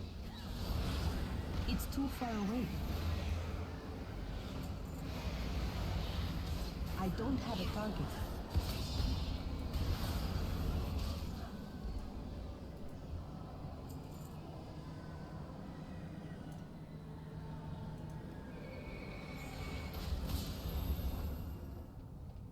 Look how these guys are running around. It's like, what are they doing? So they're getting charged up. Master, I want to teach these Yusons a lesson. A very sharp, pointy lesson. Of course, Remornia is, I believe, the blade of They are of little her, consequence. of him. They will see the futility of their rebellion soon enough. I need to get closer.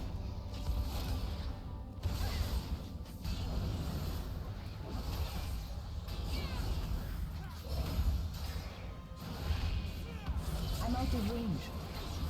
Oh, these guys are pretty bad. It's too far away.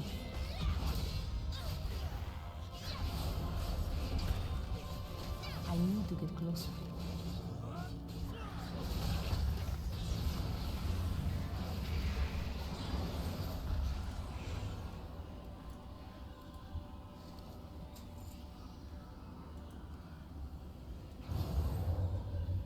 Try not to die here. So I want to start this scenario all over again.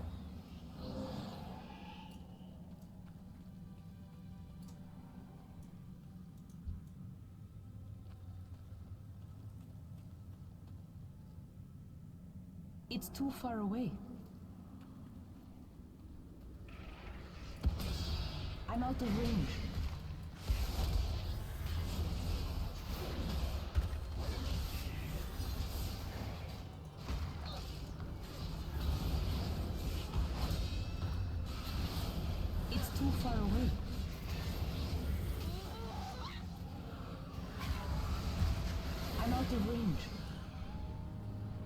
was a waste of my 2-minute cooldown, or is it? It's a 4-minute cooldown, oh well. But hey, I can mine this bad guy. Get nothing for it.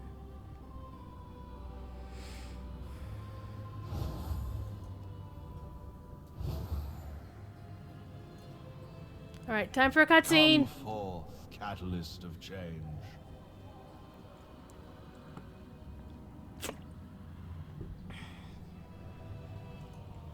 You and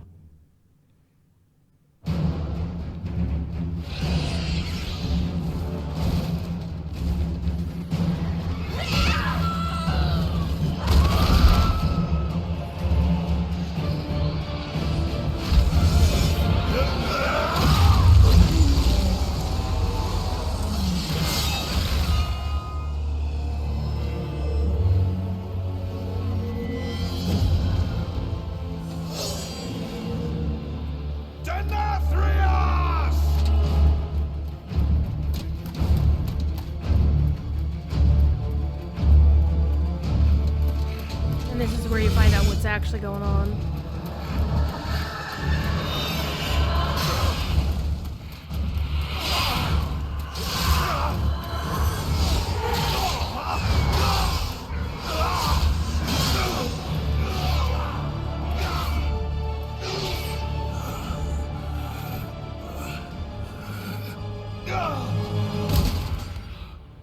This was your valiant last stand.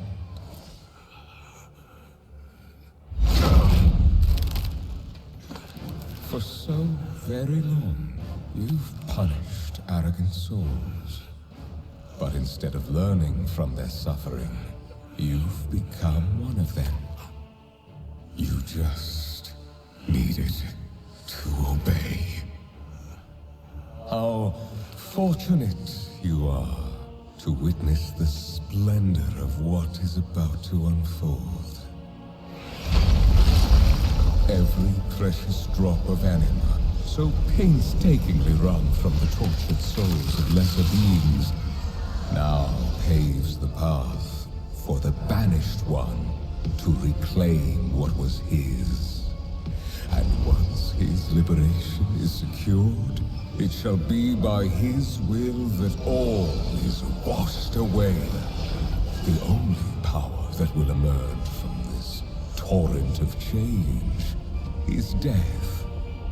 Death and those who shaped its victory. Someone will stop you, Denathrius. Even if I... Do not speak. Observe.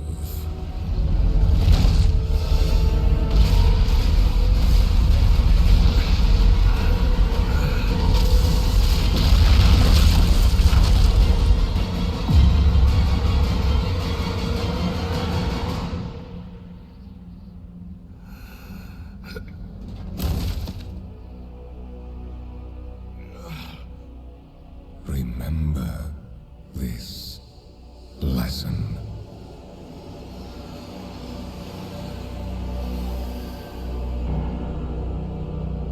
All that anima just went into the maw. That's some bad shit.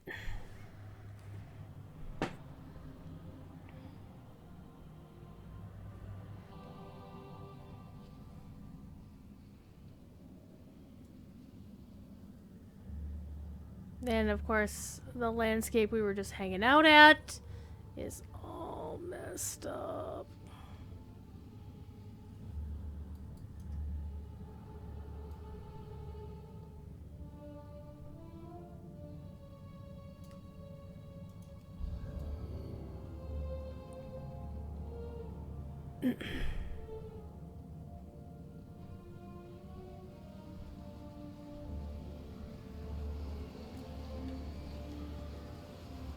So we're looking past Castle Nathriel, past the Sanguine Depths, which is the new dungeon.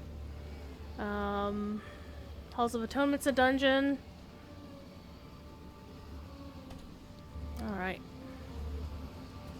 The prince is not a happy camper. Where's the Duke?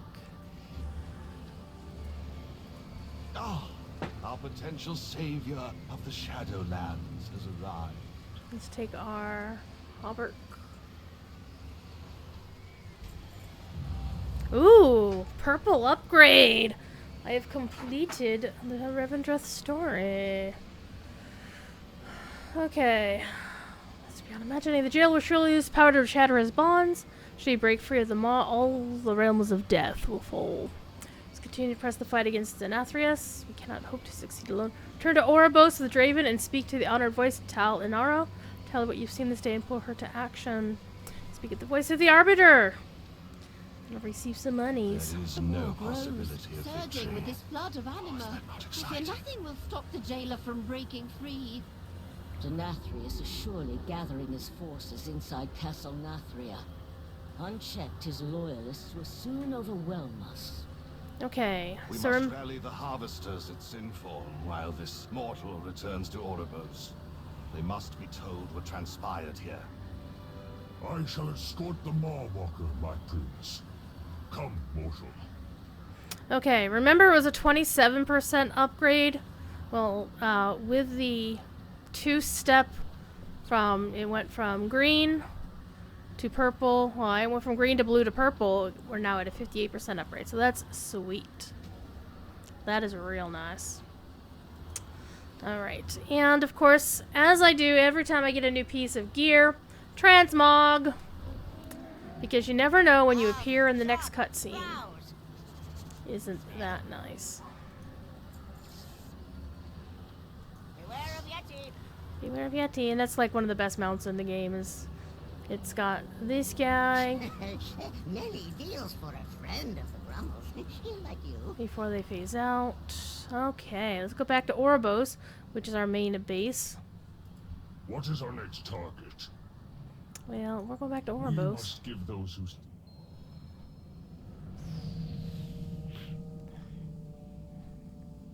We'll tell the story.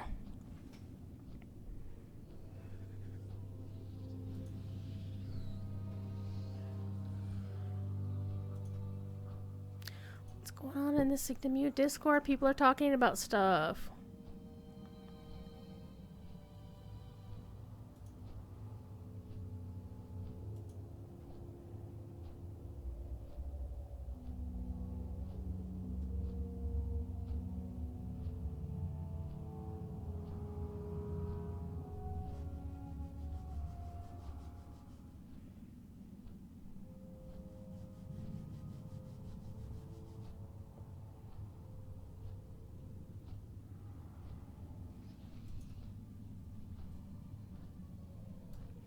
Okay.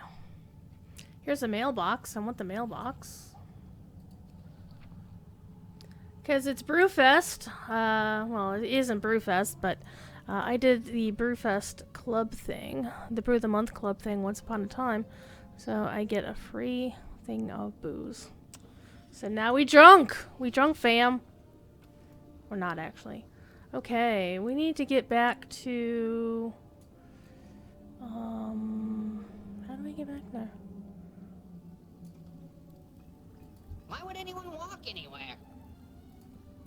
Okay, we can actually take this back to Oribos. Cool. Let's go. Another satisfied patron.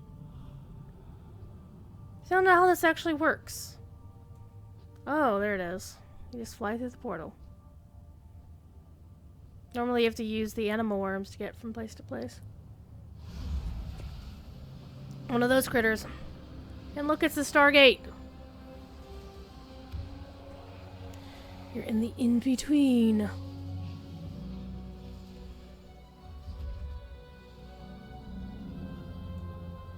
There's Arden. Well, let's see. No, that's Maldraxxus. So you get 4 of these portals, one with each color on it. This one right there is Ardenweald. This light bluish one, of course, is Bastion. The green one is Maldraxxus. Maldraxxus is my least favorite zone. Not gonna lie, I'm not a fan. I know a lot of people who are like Death Knights are like, oh yeah, Maldraxxus is awesome. I'm like, nah, not a fan. Totally not a fan. Color-wise, I have to say I like the Celestial Sparklies of Ardenweald the most, but for this character, we are definitely going with Kyrian for our Covenant choice. Let's go downstairs and talk to people, because we need to talk to Talinaro. We need to find Talinaro. Who's in here, I believe? Yes. We brought General Draven with us. We've got Talia Fordragon, Kalia Menethil, who, by rights, if she hadn't given up her claim, should be the Queen of Lordaeron. Okay, so in this room we can see examples of the style of any given covenant. So this is the Kyrian. So it's obvious that my character is gonna go hang out with these guys, and Please, take your time. the Kyrian stewards are the fucking awesomest things ever. My wares for you. Yoo-hoo! It's kind of like that. Woohoo! If you remember the that nice but fierce shop owner in Frozen, where we first meet Kristoff, but that redheaded beard, you know, with the mutton chops dude with the poofy hat. Yeah, kind of reminds me, but the Kyrian stewards are adorable. So my character is definitely going to pick Kyrian, and their covenant abilities are really nice. My druid is definitely going for Ardenweald. I think my priest will too. The other ones, we were just hanging out at... I'm not honestly sure why the Revendreth ones are in green. They should be more... because red and gold seems to be their thing. Green doesn't seem to be their thing. Plus the fact that we already have, like, we have a light blue / gold, we've got a blue, and then we've got this green ass shit over here. And again, I am not a fan of Maldraxxus at all. Not my favorite. Alright, let's talk to Talinaro. And of course, this is a stylized map of the Shadowlands with a part of the Helm of Domination hanging out there. We've got Bolvar Fordragon. So, daddy and daughter have some issues. They need to fight amongst themselves on their own time. Also, I hope, like God, that when we find Anduin Wrynn, because he's currently trapped in the maw, when we finally rescue Anduin, Talia punches his lights out, because he'll deserve it. And if you've played through the story of the Shadowlands, you know exactly what I'm talking about. And then I hope she knocks Genn Greymane on his ass too. Because both of those assholes conspired not to tell her about the fact that her father wasn't actually dead. In fact, they told her all kinds of stories. Oh, and knocking Darian on his butt too, because he was in on it too. Everybody who was in on it, she needs to knock them on their butts. Because not a damn one of them told her that her father was actually alive, and they knew about it. They told her stories about how awesome and noble her dad was, you know, that he died saving the world or whatever, blah, blah, blah, and yeah. She has reasons to want to be very angry at all of them. Trust in the purpose. Tell them everything. Yes, we'll do that.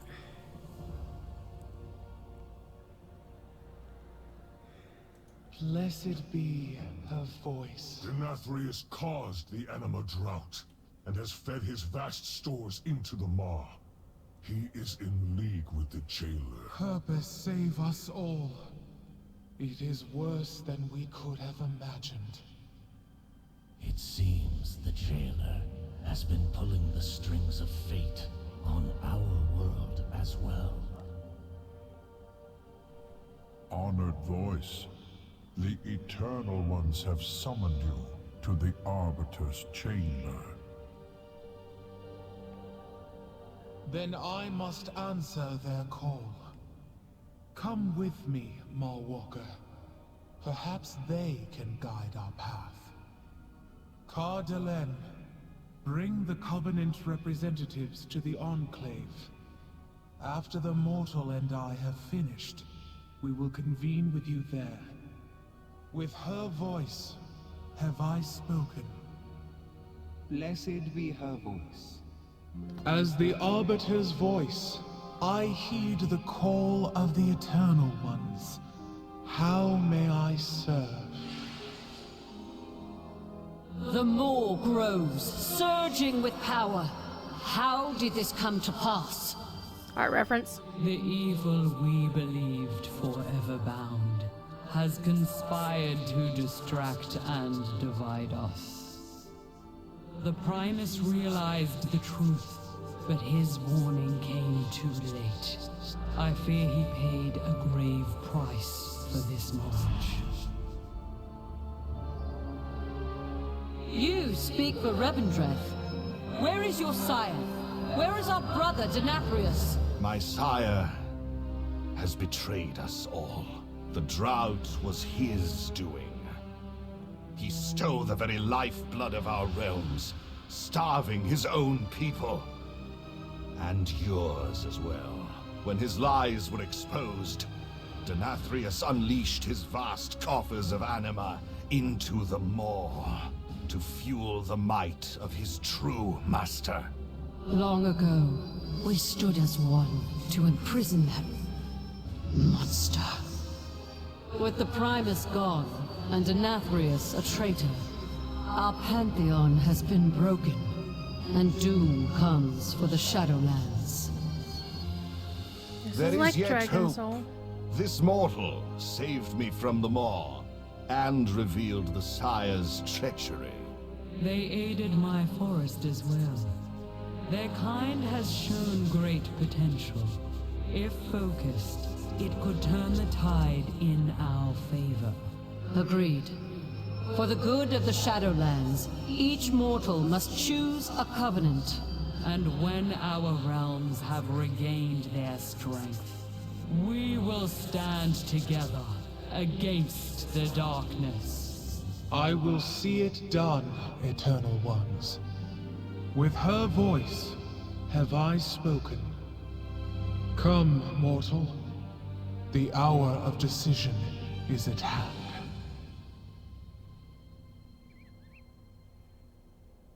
I still want to know what's making that bird sound. I mean, it sounds like the sound effects they have assigned to Pepe. But I don't have Pepe on my head, and I don't see anybody around me who does. And it's happening at random times in the game. So, basically, again, we get to choose one of the 4 covenants, and that choice is much like the allegiances in Lotro. You can... Well, the difference is you generally aren't going to want to pick more than one. Though if you make a wrong decision, you can switch covenants. There is a penalty, much like Lotro, switching allegiances, but... Unlike Lotro, you don't want to do all 4. You just want to pick one and stay with it. And each covenant will get you some cool shit. Things like soulbinds, who are companions that can run with you. Or, you know, soulbinds that you can become in Ardenweald's case. Like you can become a cute fox. A celestial fox running around. And you'll get one ability, like you saw earlier. And then you can use that ability no matter where you are. You don't have to be in that particular zone.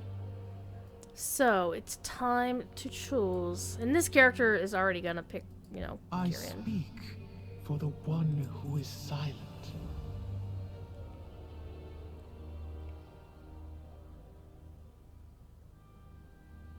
And once your first character picks a covenant, all of your other characters can start with picking a covenant. They don't have to play through the entire campaign to do so. It's out of water, fam. Until we speak again. Okay. And suddenly, we've got General Draven. So we'll talk to Maldraxxus first, because they're the ones that I'm definitely not going to choose. I mean, I don't even want to choose them. Bear Dolan, how are you, sir? I hope you're doing well.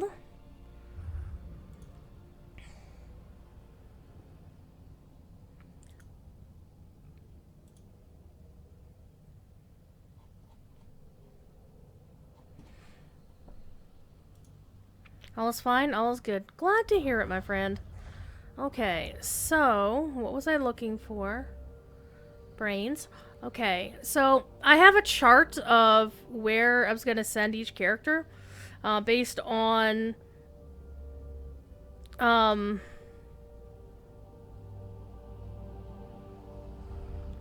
minute. Oh, hey, I can remove that off my DDO list.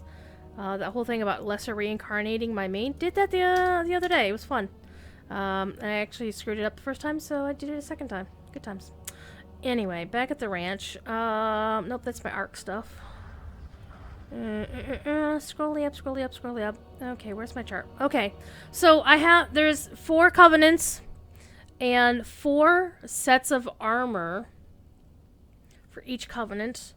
4 styles, and then as you progress through story involving that covenant, you can acquire other pieces, or you do certain content, you get a piece of armor until you complete a particular set. And there's one set you get just by doing certain quests. There's another, and it's the same set, but it's got a different color on it, because unlike Lotro, WoW does not have dyes.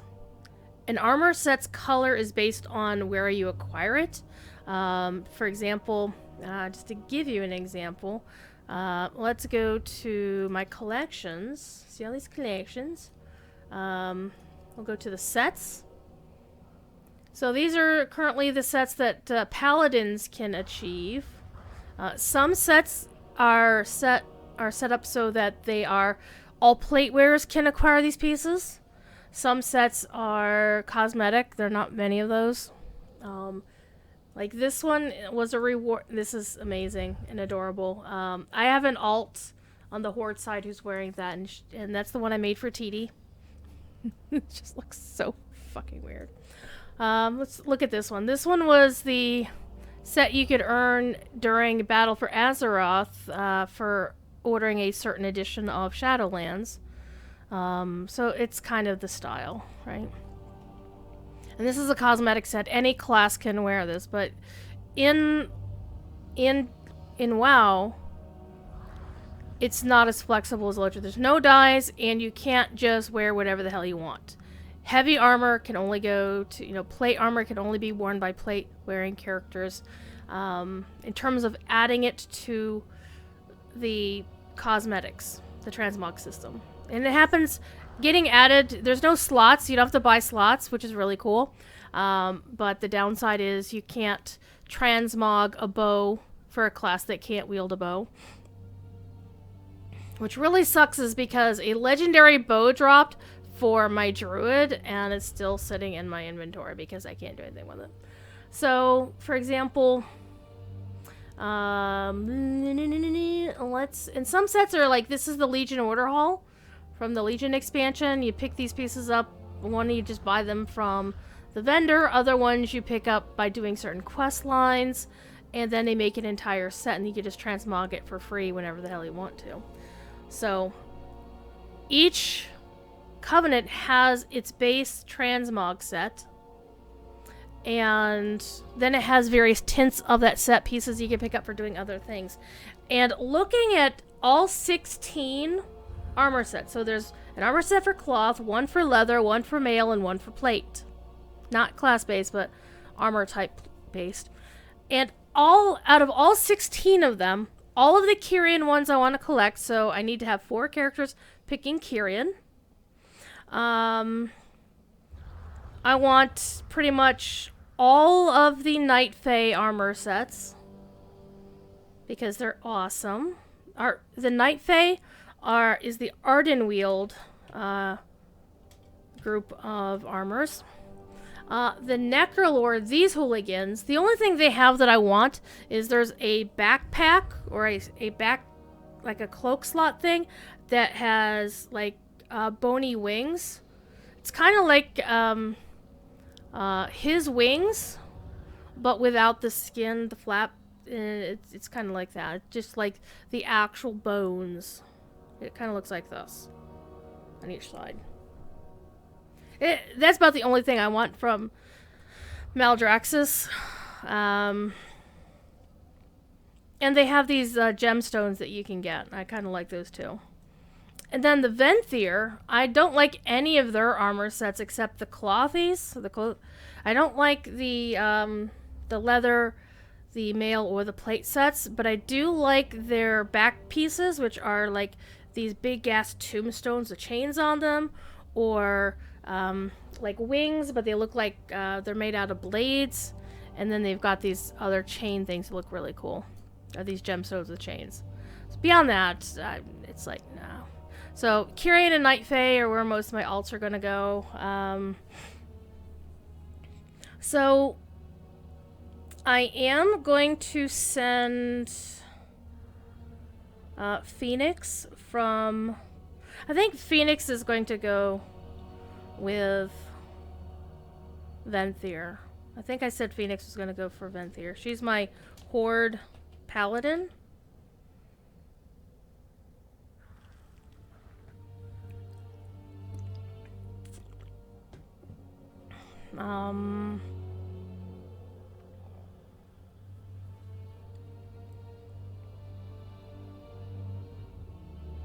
And most of these I'm not even going to worry about them because they're like low-level characters and I just really don't care. But both of my druids, all of my druids, are definitely going for Night Fae because Night Fae is awesome. Okay, and some of them are obvious as like, okay, Paladins would want to go for Kyrian or Revendreth or Venthyr. Okay, so we're gonna talk to what's her face? Secutor Mevix. And they'll explain to you what each covenant is all about. And there's also a mount that you could get. Looks like that.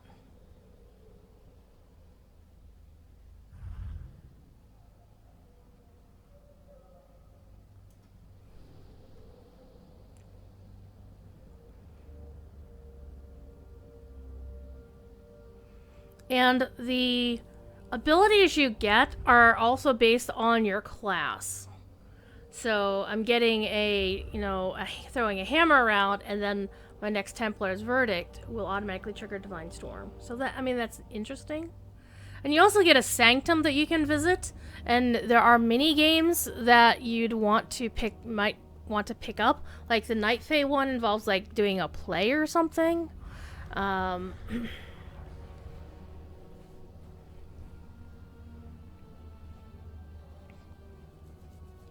So Necrolord melds itself well to Death Knights and that whole being dead and spikes and bones aesthetic. Ow.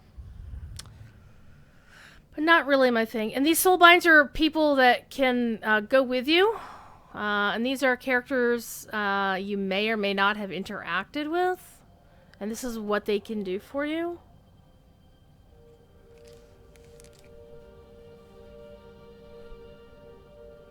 And they give you extra powers.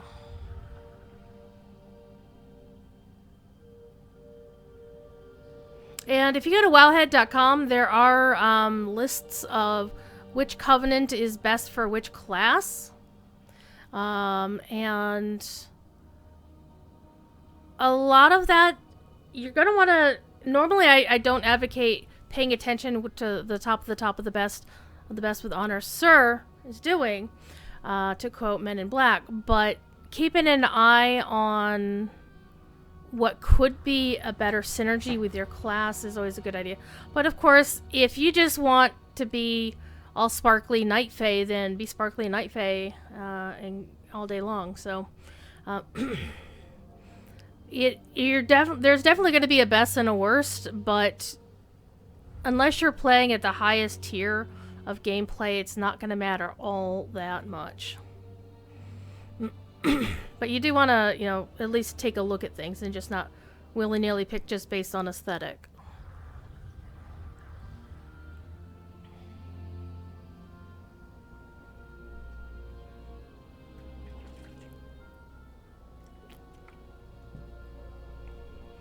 So there's that. Show no weakness.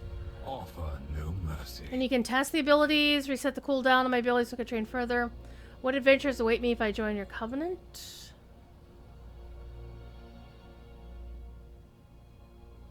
And each covenant has a story. Do not forsake your allies. Okay, so that is going to be my last choice for this character.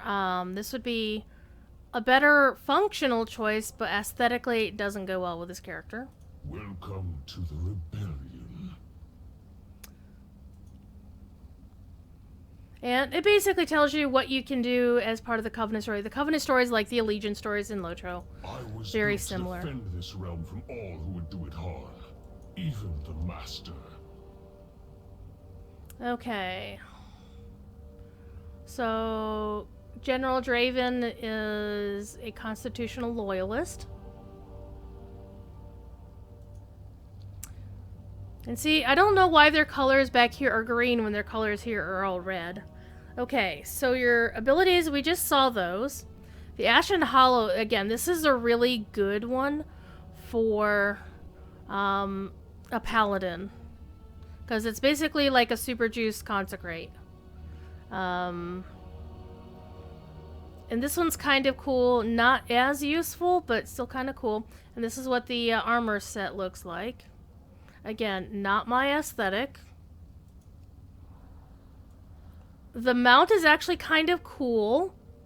It's not quite bare, but it is kind of cool. I'm not gonna lie.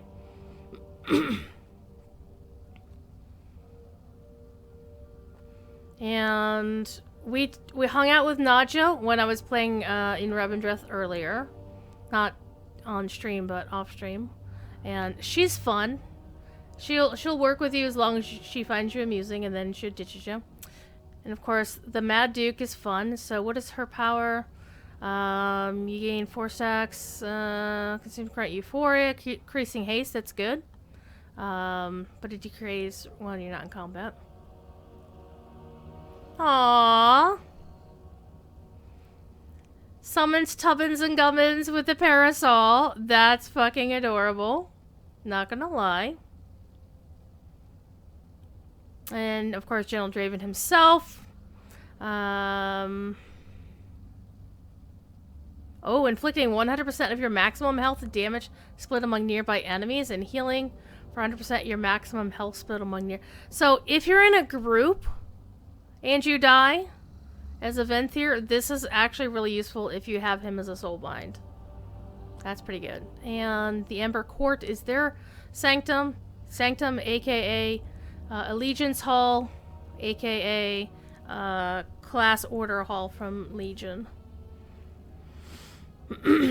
And they throw a shit ton of parties.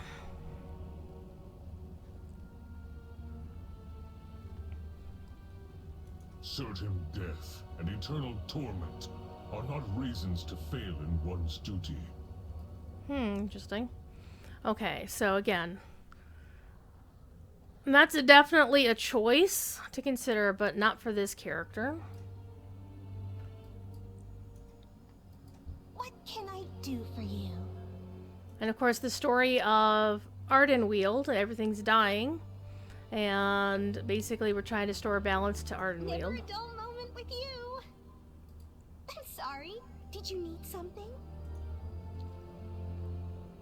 And you would think, Night Fae, everything is dark, crystally, celestial blue, that'd be like #1 on my thing. And yeah, except your plate armor looks like a damn tree. The plate armor is like my least favorite thing about the Night Fae stuff. Abilities, Blessing of Summer. The abilities I wasn't really keen on. They really didn't do much. I mean, you really had to pay attention to what the blessing was, because it does cycle. Every time you use it, it changes to the next season.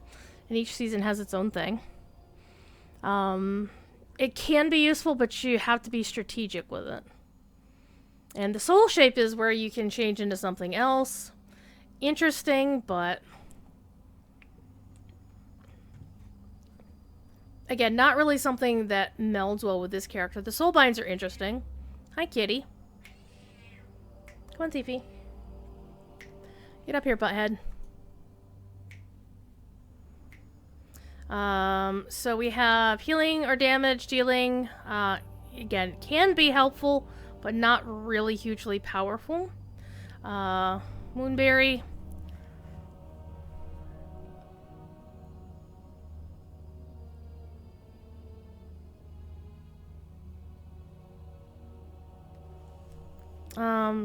Interesting, but again, not hugely helpful. Again,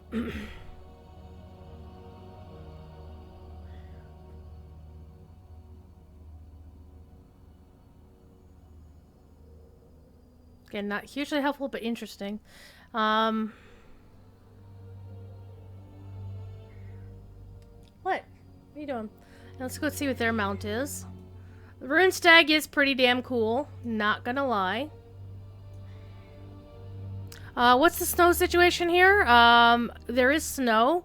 Last time I looked out a window, the snow was kind of like 3 or 4 inches deep or something. It wasn't good.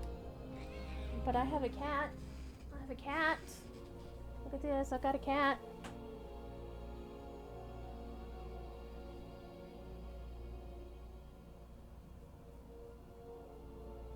But the roadway is mostly clear, so at least I can get around if I need to. I just basically don't want to drive if I don't have to.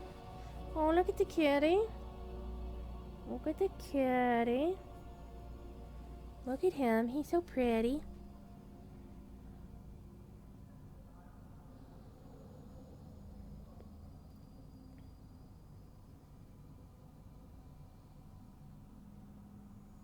He's so pretty.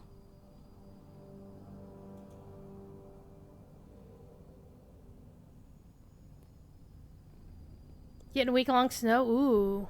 Might escape it. Yeah, we escaped the worst of the snow. I think they got it worse up in Massachusetts. Night Lily was complaining about it. And I think Jerry was talking about it recently. Look at the Fifi. Fifi. Fifi.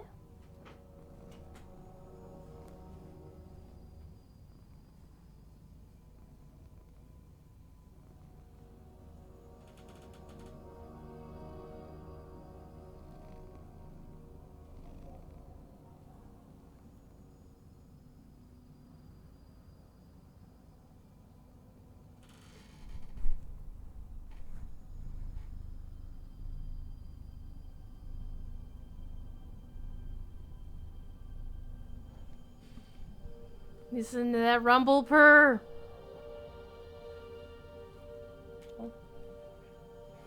Yeah, I'm not too worried about the snow. I personally can drive in it. It's just everybody else can't. That's the problem. All right. Let's... I can't wait to see what you do next. Well, you're gonna have to wait because I ain't picking you. You might have only driven 700 miles since September. Bear Dawn, let me put this in perspective for you. I have only filled up the gas tank on my car once. Since March. The beginning of March. And I'm still just about half a tank.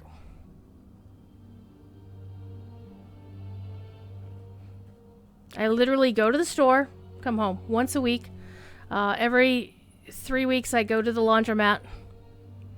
Once I went to Lowe's, which is probably a 5-mile drive, round trip 10. And once I drove down to Vote, which was a 15-mile, no, it was about a 10-mile drive, one way.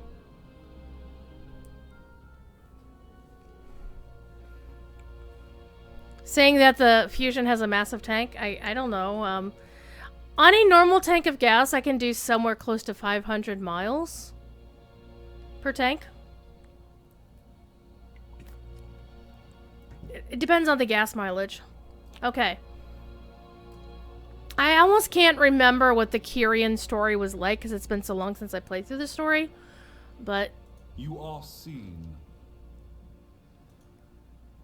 And of course, we're trying to figure out why people betrayed us. The Forsworn, of course, were Dark Kyrian. And we found out that Paladin, Alexandros Mograine, Darian's dad, was one of them. Stay true to our eternal charge. Okay. So what were the roles of the four lands? Like, these were the guardians of souls, who served the balance of nature.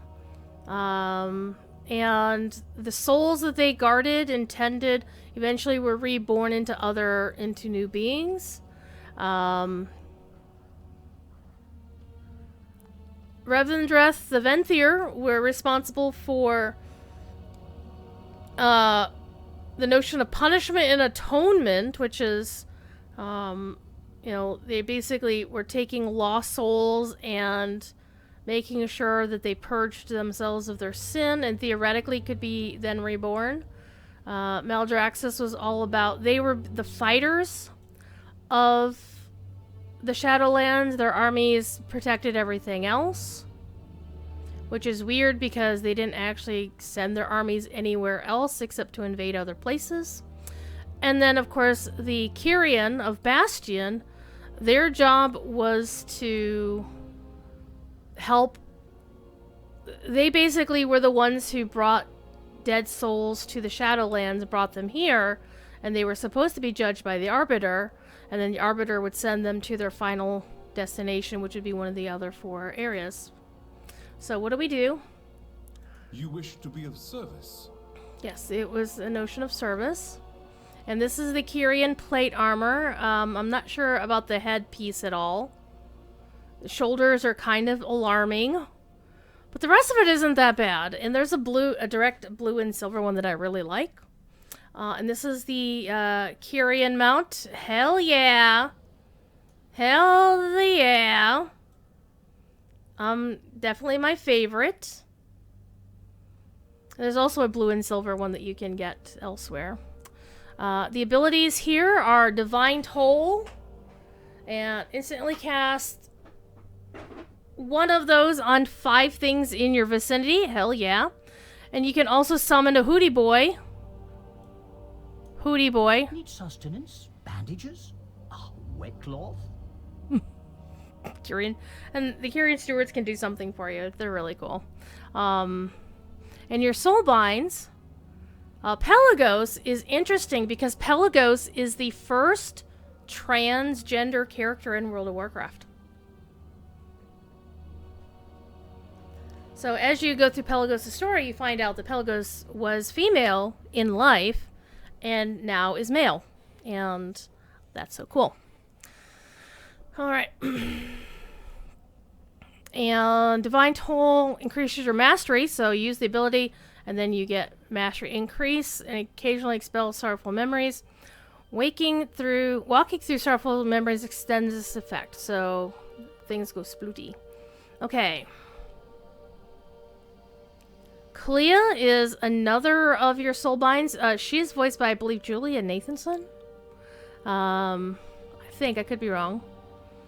And get you Valiant Strikes. So if a nearby party member drops below half health, you consume these stacks to heal them for 1% of their health per stack. So you can heal them for up to 20.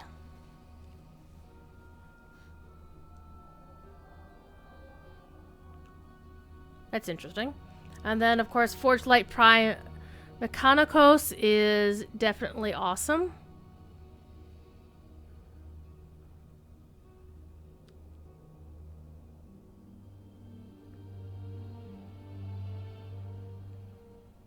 Who then attacks and heals your targets for 30 seconds? I'm not sure about that. I'm guessing it might be...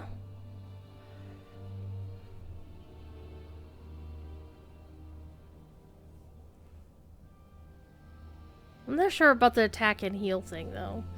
It might be depending on which flavor of paladin you are.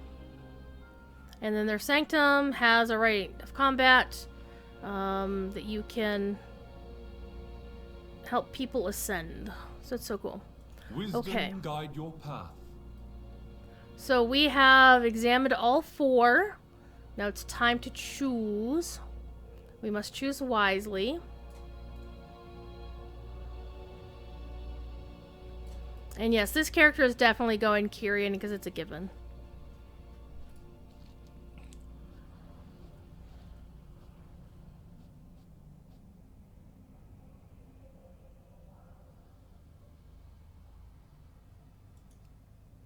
And again, you can pull these up to take a look at them if you want to.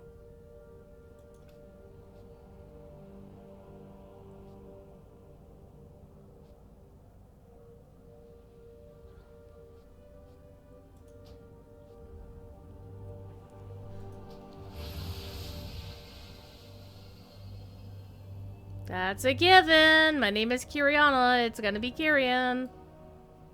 What news do you bring? Your path is chosen.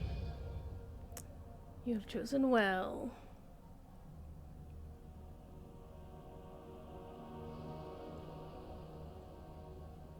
With her voice have I spoken. And the Arbiter, who was supposed to help decide where dead souls go, like the Kyrian will bring a soul to the Arbiter, and what's supposed to happen is the Arbiter then decides where they're going, and that doesn't happen anymore. So now we're gonna go talk to... Do you need a task?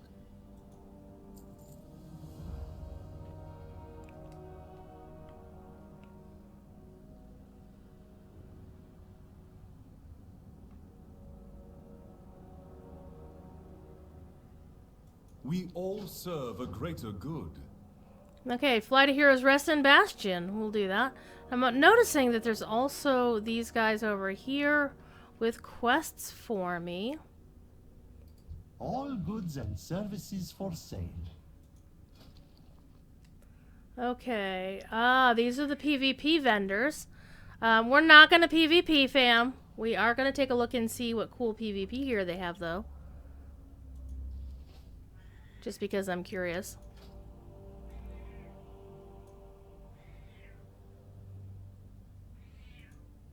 Fifi. They do look kind of interesting, but not anything to write home. I mean, that's interesting. A nice Gladius. It's like, what's the difference? Very high, very much higher level. And you need these are rated PvP things. That's actually better. I like that. Not too entertaining as a Warglaive. Hi. There's the longbow looks pretty interesting. I'm not gonna lie. And a Great Mallet. Nice name, Great Mallet. Dory? They have to come up with... Oh, it's a spear. Alright, let's go take a look at... Oh, hello, that's a staff. That's damn cool. A chalice in the offhand. Oh, and a shield. The shield is pretty cool. Let's put some damn clothes on. Definitely Maldraxxus flavored. It does look interesting. I'm not sure I like the colors though. Hi Fifi. You too can be a plague bringer. And you can't see what the pants look like. So let's reset and look at just the pants. Oh. You get those big I don't know what they are. Are they metal plates or are they wooden piece of bark for tree? I don't know. Leather vest. Hunter's hat. Looks like a witch hunter's hat here. This is elegant in design. Definitely pretty basic. And I like the fact that it's not too busy. Here's the male armor. As always with this game, the male armor always leaves something to be desired. The pants are decent. The helmet looks very strange. And the chest piece is not all that amusing to me. And here's the plate armor.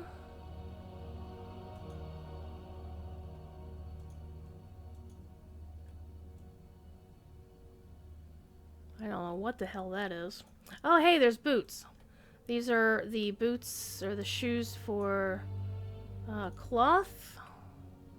Here's the gloves for cloth.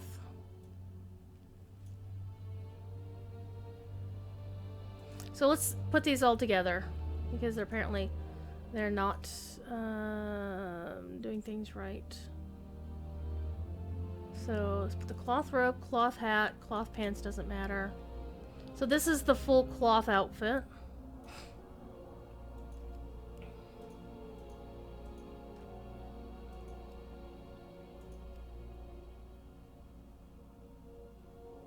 Oh, we forgot the shoulders. The shoulders actually do kind of look cool, not gonna lie. Alright, let's try this again.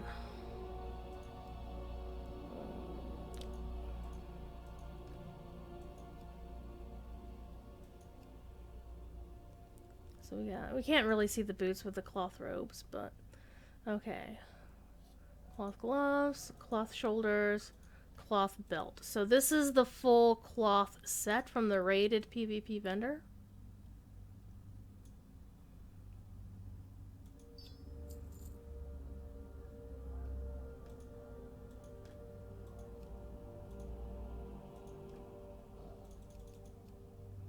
And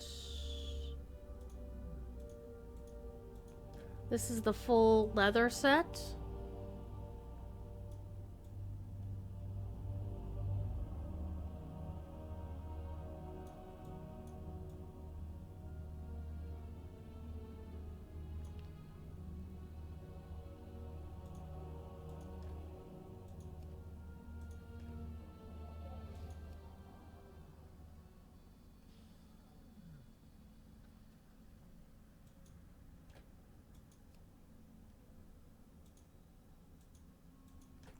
This is the male set. Male being for hunters and shaman, which honestly I don't really see it applying to either group. Oh, we've got the belt. Pouches are always good. And then the plate set.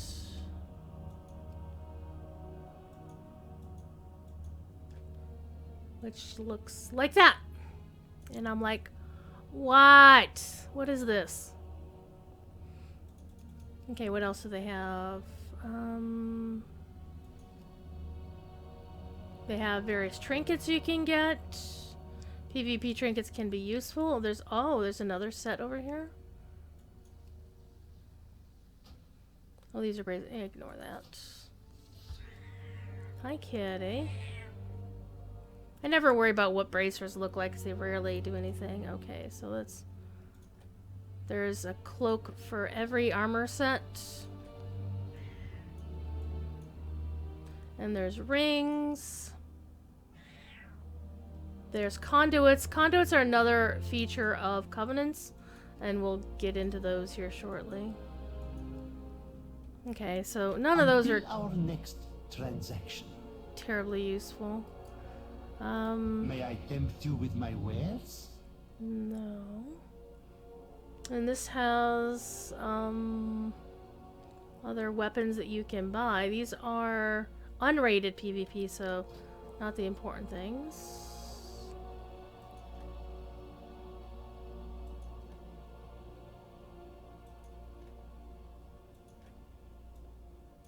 Interesting bow.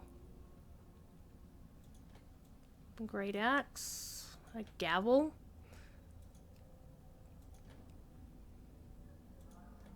Yeah, I'm not too happy with the Warglaives. None of the Warglaives, other than like the Venthyr ones, look any good.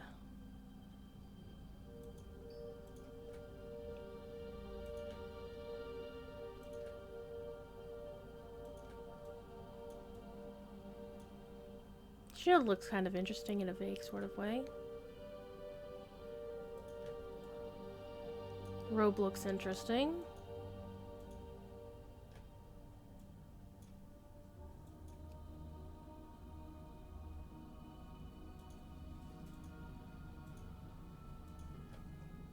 So that's the full clothing set for unrated PvP.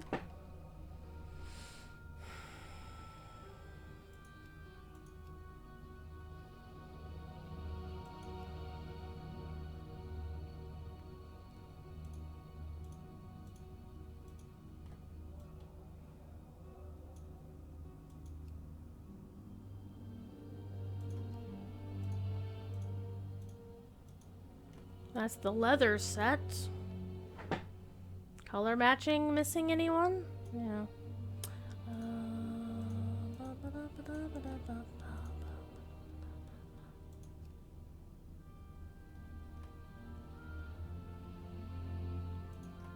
Oh, those are the leather pants.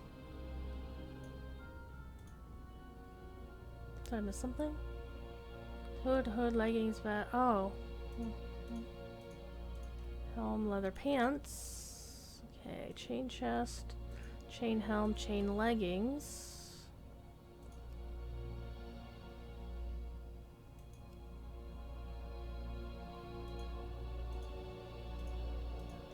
Okay, so that's the hunter's set, and the plate armor.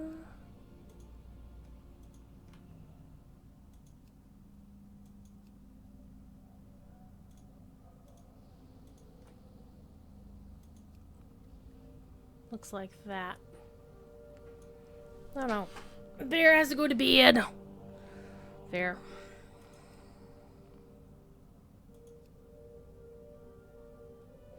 Apparently there's all kinds of options here. Like different color schemes and whatnot. Okay, we're gonna stop playing with this. And there's legendaries that you can buy. These are basically memories of legendaries that when you buy one, you can then turn it into a legendary. You struck a hard bargain. Good show. I did not. Everything is negotiable. For you, I offer only the finest. Okay, so let's get to Heroes Rest and Bastion. Let's move on.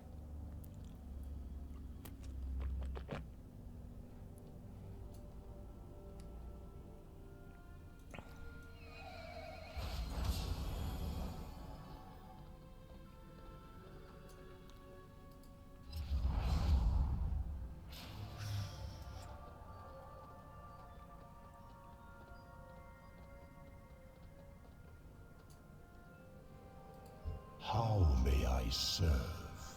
And now you can fly anywhere you want to. We're gonna go to Heroes Rest and Bastion, though. This will be the first time I've been back to Bastion since I left it.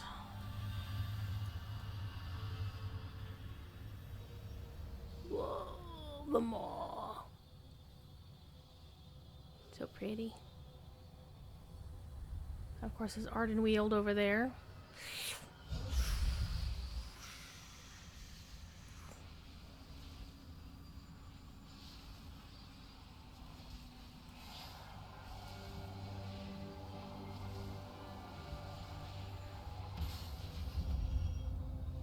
See, Bastion is so pretty.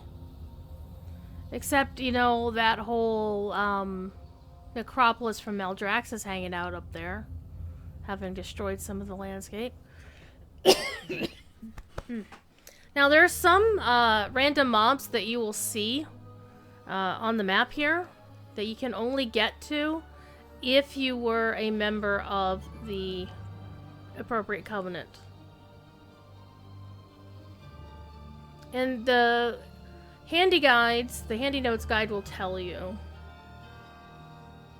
And it also tells you whether it's something that is unlearnable, like a Warglaive I can't do on this character, so there's no point in getting one, or sometimes it'll tell you something is unobtainable. Like this one, it says requires this particular scroll. Another one will say requires Curian Covenant. I'm trying to find one that says that. Like some of these boxes will be like that too. See, requires proof of purity. Okay, here we are. And this is the place where we made our friend. We picked one of the stewards to be our personal friend. Like one of these folks.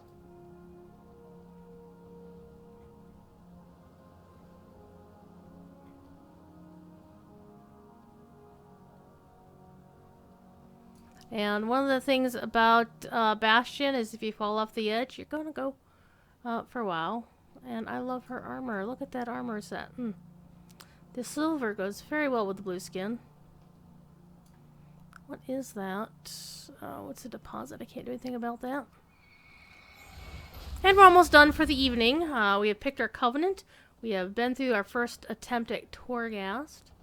And so now we have a quest. Sika. I help. Select a new steward companion, then return to Sika. We've got a schedule to keep. And you can pick any one of the stewards. There's no functional difference which one you pick. I think they all have different voice actors. Yes. A steward's job is never done. Hello. My pleasure. Yes. Goodbye, my friend. I do kind of like Pico because Pico is playing. And there is a guide on Wowhead with screenshots of every single one. So you can pick the one that you want. Based on appearance. Like, Ipa here is definitely one of my favorites because of all the blue and the silver. There's Gramelos, who's got this blue and silver headpiece. And also has these really cool epaulets. I think the one I had picked before. This one is really cool. It's similar, but it's got like the gold. It's got white, but then it's got the little gold border on the feathers, which is really awesome.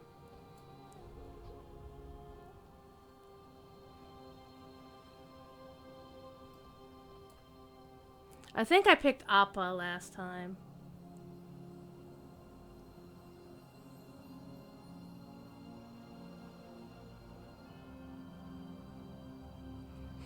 So your basic steward are all white feathers, and then they either have silver and blue for colors or gold for their accent.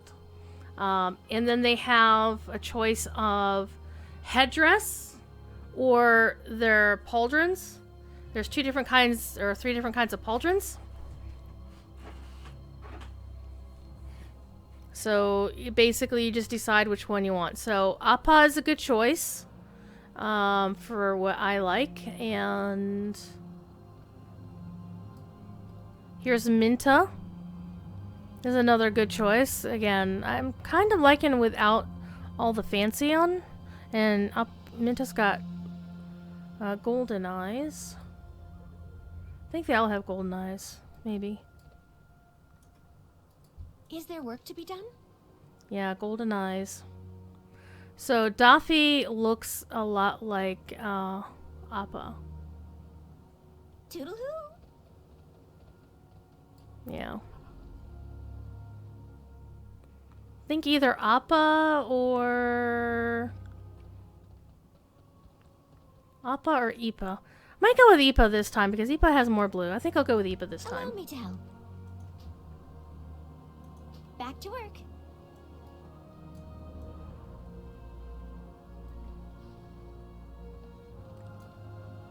What can I do? places to be. Okay.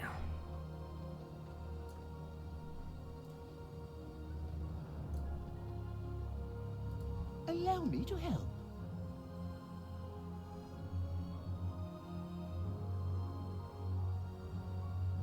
Toodle-hoo. Toodle-hoo. Okay, let's talk to Polemarchus. Look at that.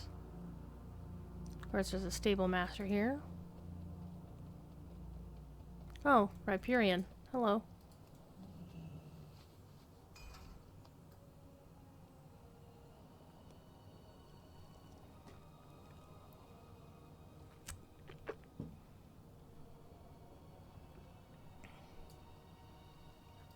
Welcome, friend.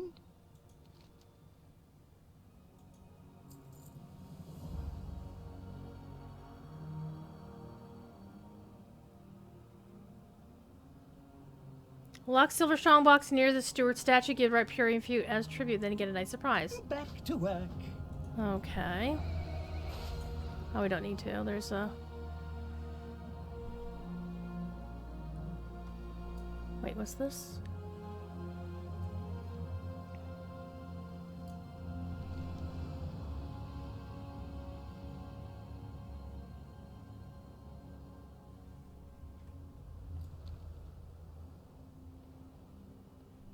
It's behind me. Oh, the statue's right here.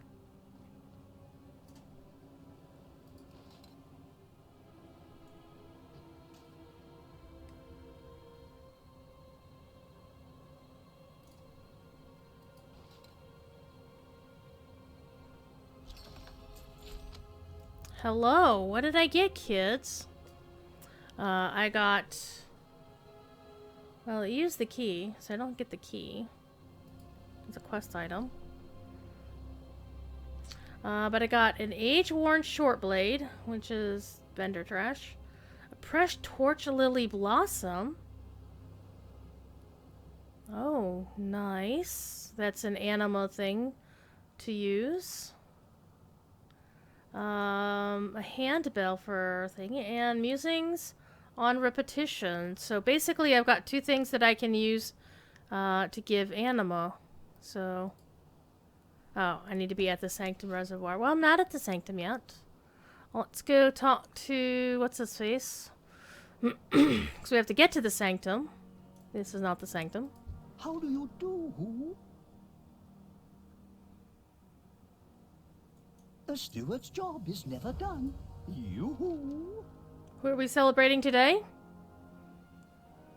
We honor Alexandros. He likes aspirants. Bring sweet juice. You find near aspirants crucible. Okay. This place will tidy itself. So, yeah, they're fucking adorable. Okay, so we need to go do the quest. So let's go do the quest. And then I think that will be it for today. I think that will be it for today. Thank you all for being here.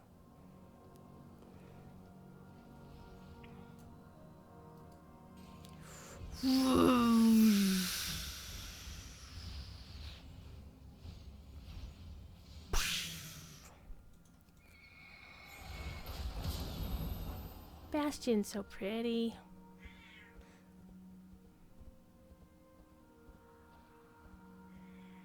It does kind of remind me, if you've played WildStar, I mean, the bright, pale yellow colors reminds me a lot of the place with all the hexagonal stuff. And what's her face? Oh my god. It's been so long I'm forgetting. Did anybody tell my WildStar friends? I am glad you arrived safely.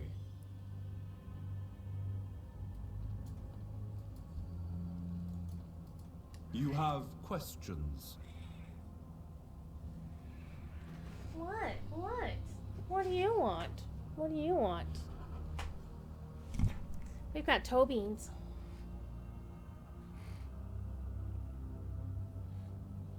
See, we got toe beans. We got toe beans.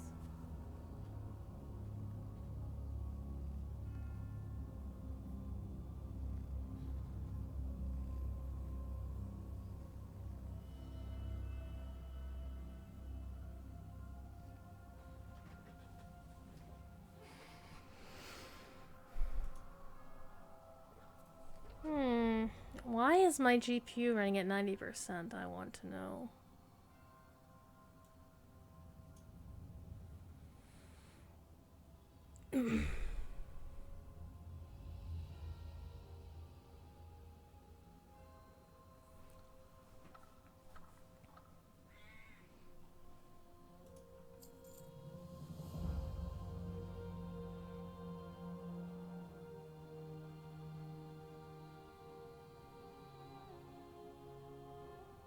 I get to summon a steward forever! Yes!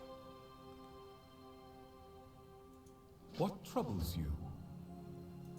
Remain humble. In this moment, we shall follow the path together. Come. Brothers and sisters, hear me. On this day, we have come together for a momentous occasion. The Moorwalker has proven that they are an ally not only to Bastion, but to all the Shadowlands. They have chosen to join our vaunted ranks to help us reclaim our realm.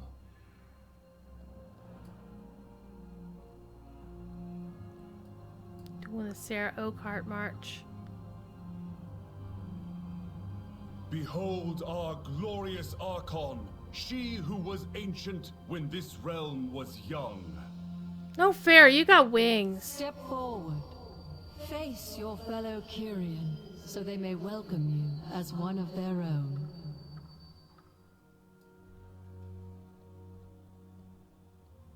I mean, that could just be flashy and just like, you know, jump over. But we're gonna be slightly, and I love the colors here that they do this iridescent thing with the tiles. And of course, they've got blue fire. You know I gotta like these people.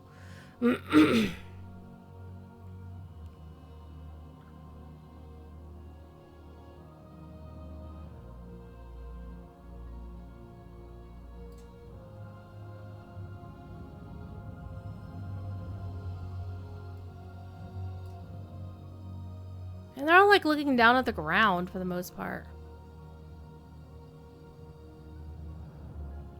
I do kind of wish that that they could be playable, but you know, they're not gonna be. Of course, the greeter, I love that armor set. That's pretty cool.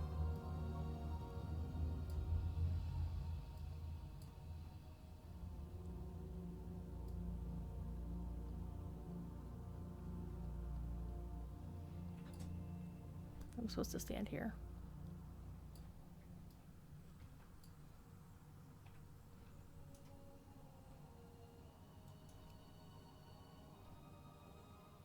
This mortal has not been long upon our path, but their strides have echoed throughout the halls of the Ascended.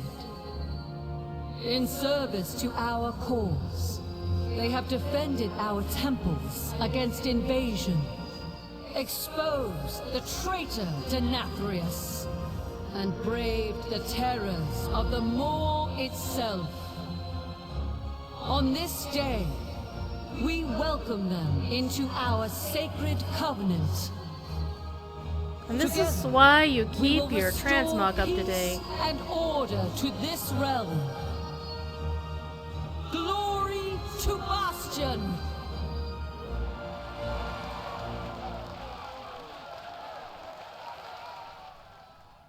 These brave souls are your kin now, Moorwalker. Welcome. I am the Archon's will. Go in service.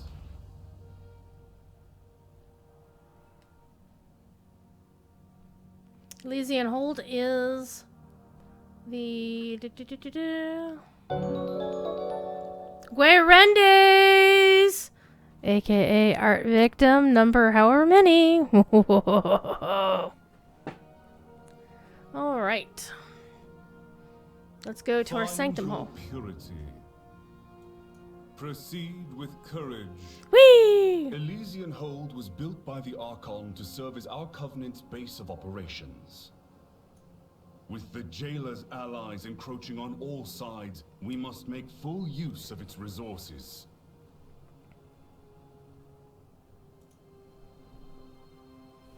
Bask in the glory of Elysian Hold.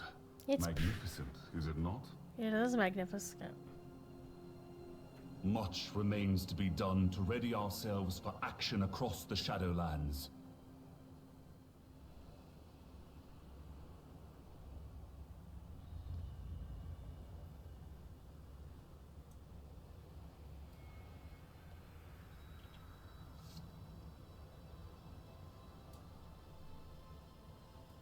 By the Archon's grace, go in service.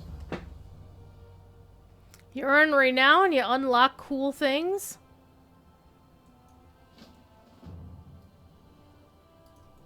And don't fall.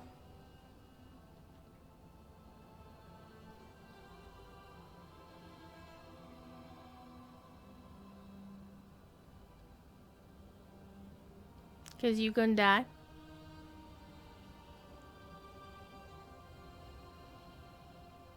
So this was meant to be the home of the purest of the pure. The humble, the servants of truth, justice, and the American way, I guess. And, yeah.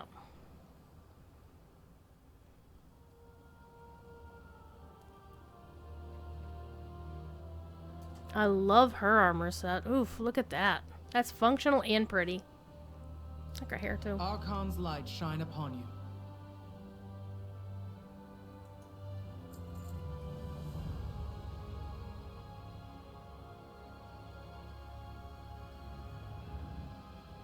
Discipline in all things.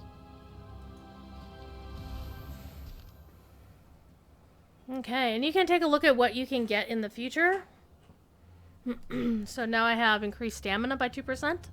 My next step is more stamina. Accessing Pelagos' third row soulbind traits. Complete Bastion's storyline to recruit a new adventurer. Next chapter of the story. This appearance will become available for purchase. Basically, once you get to renown level 6 with any covenant, you can then start buying the base outfit, the base armor set, which is not only cosmetic but also, you know, gives you stats. And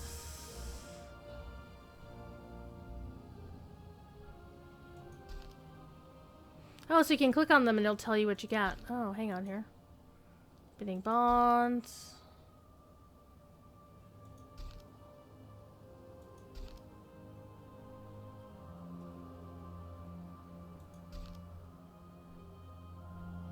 It even tells you what quest line you're looking at.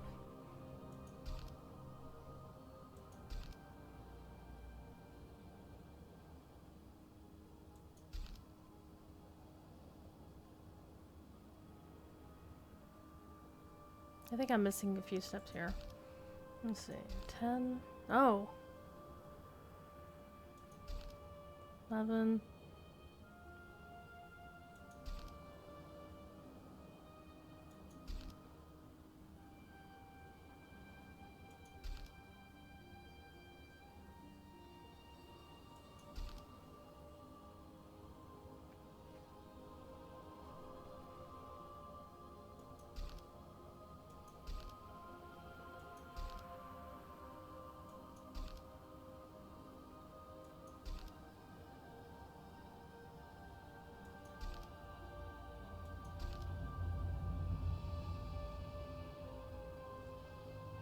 You get a mount, the phalanx of purity.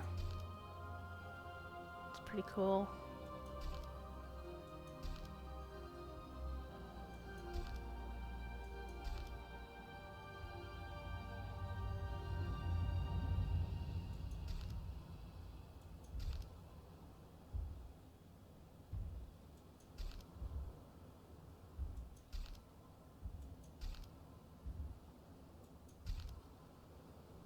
Harmonious Wings of the Ascended.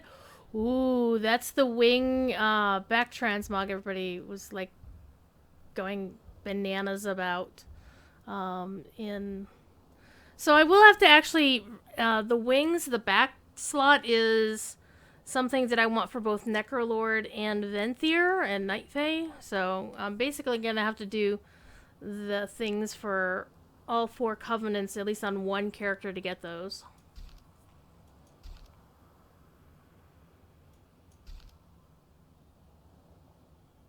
Weapon appearances? Ooh.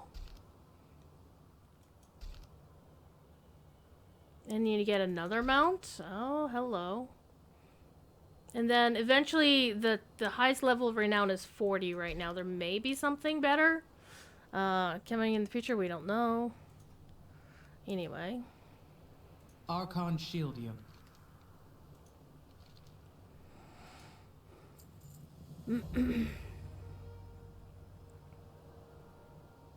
We shine in her glory. Okay, so we need to talk to that other person. And this is basically where you start doing world quests and dailies to rescue souls from the Maw and run Torghast over and over and over again until you're bored with it. And you play alts if you want to get them all set up. So once you've got one alt in a covenant at level cap, the next thing you can do is your other alts can immediately pick a covenant and without doing the story. And then also they can do something called Turn of Fate, which means that they just start doing world quests and whatnot instead of the story. But honestly, it's quicker to level up doing the story. You spent most of your evening in ESO? It is pretty. If I had any time or a clone, I would play ESO. Because it was fun to play when I was playing it, but I just don't have the time. I am honored you stand beside the Kyrian. Okay, complete 3 world quests in Bastion, and you get a box. So I'm gonna do that after this stream to see what world quests are like. Let's go see. So there's the world quest, Valinor, the Light of Aeons. Wonder where they got that name from.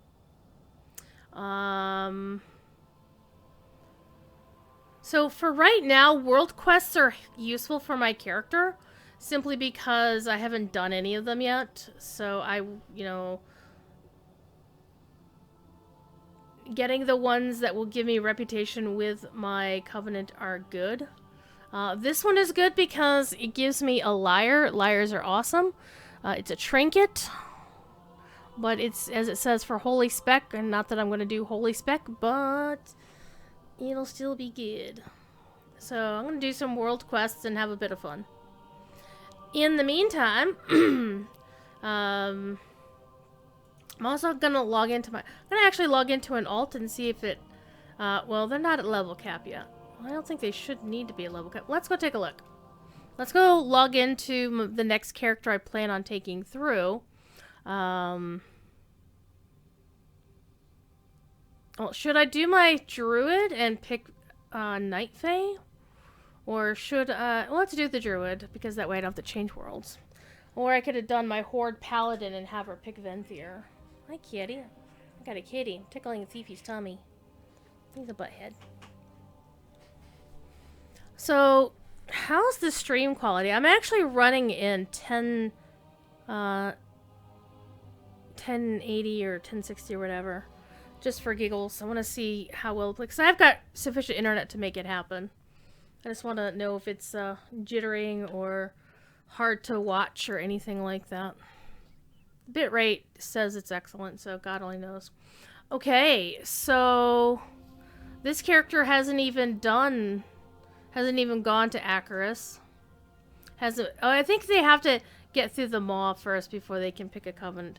By the way, she's badass. She's taken on the Night Warrior thing, so she's got the black eyes. And she's got a beautiful burb on her head. My friend Jordan, acquaintance, friend, whatever, he is the one who created Pepe back in Warlords of Draenor, and Pepe became an instant sensation. So there's various costumes you can get for Pepe. And this is the Christmas one that people had found in the previous expansion's content. They data mined it, but they never could find it. And I love, this is a balanced druid, and I do not do boom chicken in this character. No boom chicken for me. Or what they like to call boomkin. Not for me. That burb. I know, that burb. So, when Pepe was discovered in Warlords of Draenor, oh my god, it was an instant sensation. And that's where most people learned who Jordan was. And Jordan is a sweetheart. He is such a nice guy. An amazing, amazing artist. And he does a lot of environmental stuff. Sometimes some character stuff, but basically things like Pepe and stuff like that. And, you know, chests and all the other cool stuff in the background. So this character still hasn't even done like, none of my other characters have even done the intro to Shadowlands other than the Horde. Well, actually, the Horde... Let me log into the Horde alt, actually. Because she's been in and out of the mall. She's in Oribos. She's level 51. By the way, this is like my favorite hairstyle in the game right now. One of my favorite this is like my favorite Night Elf hairstyle. In fact, my priest has it too. Let's go over to my Horde server.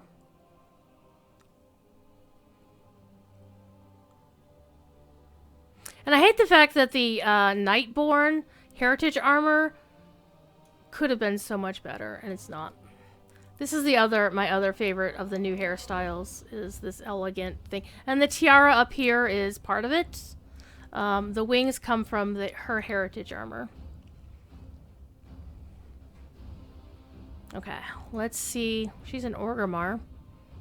But she has been through the Oribos, or been through the initial experience, so... She might just be able to pick a Covenant straight up.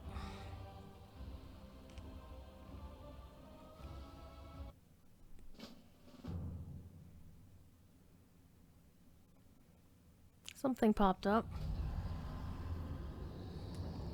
Okay, return to Oribos that I might help guide your way.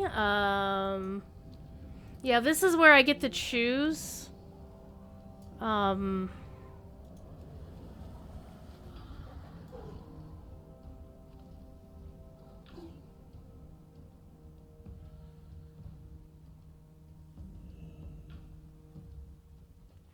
And this, of course, is the portal to Oribos in Orgrimmar.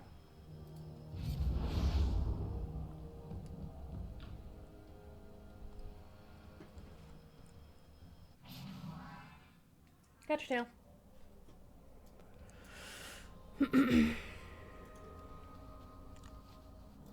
I may just be able to pick my Covenant straight up. Oh, I hate you. That person has the very hard to find, very expensive if you buy one off of eBay.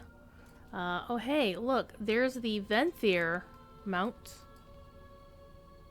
we're looking at earlier.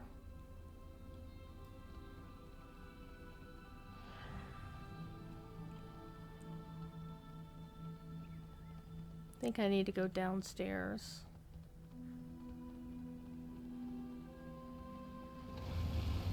Oh, you got old Blanchy! I hate you. Oh wait, no, we just go through here and talk to the person over there.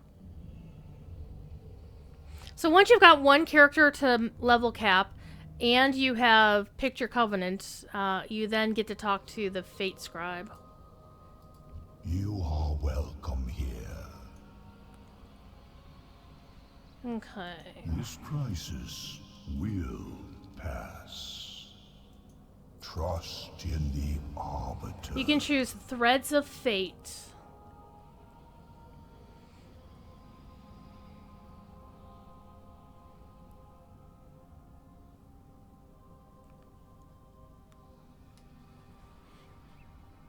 Order shall be restored. So basically, you have a choice, and your choice is either you replay the story the same as your first character did, and then you select a covenant, or you go with Threads of Fate, and you basically level up by doing world quests, side quests, bonus objectives, and dungeons. You get to pick your covenant immediately, and you can have access to all the zones. Once you choose Threads of Fate, you can't go back. And from my understanding, having talked to other players, is that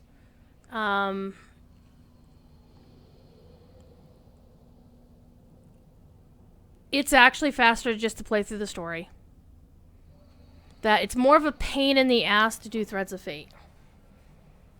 So on this character, my choice is basically follow the story, or do world quests and nothing but world quests. And right now, I think I want to play through the story again. If they do some kind of buff to, the way Threads of Fate are. I mean, the story is interesting. The thing I don't like about the story is having to do the story in Maldraxxus. The rest of it's actually okay. I mean, I love the story in Bastion. I love the story in Ardenweald. The story in Revendreth was interesting, and then once you met the Mad Duke, hilarious. But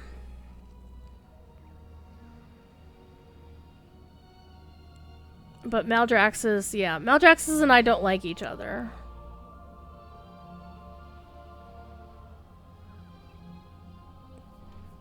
And the thing is, I can't do anything else. I have to pick one of these choices right now before I can't go back and continue playing stuff. So if I decide later on, and from my understanding, having listened to Devilor while he was streaming, he has said that your best option is to play the story until you're just about ready to ding 60 and then switch over to Threads of Fate. Because you don't really need a covenant to start off with. I mean, the only real benefit to Threads of Fate is that you can earn renown for your covenant more quickly, because you're starting it from the get-go and you're spending most of your time doing stuff that's going to get you renown.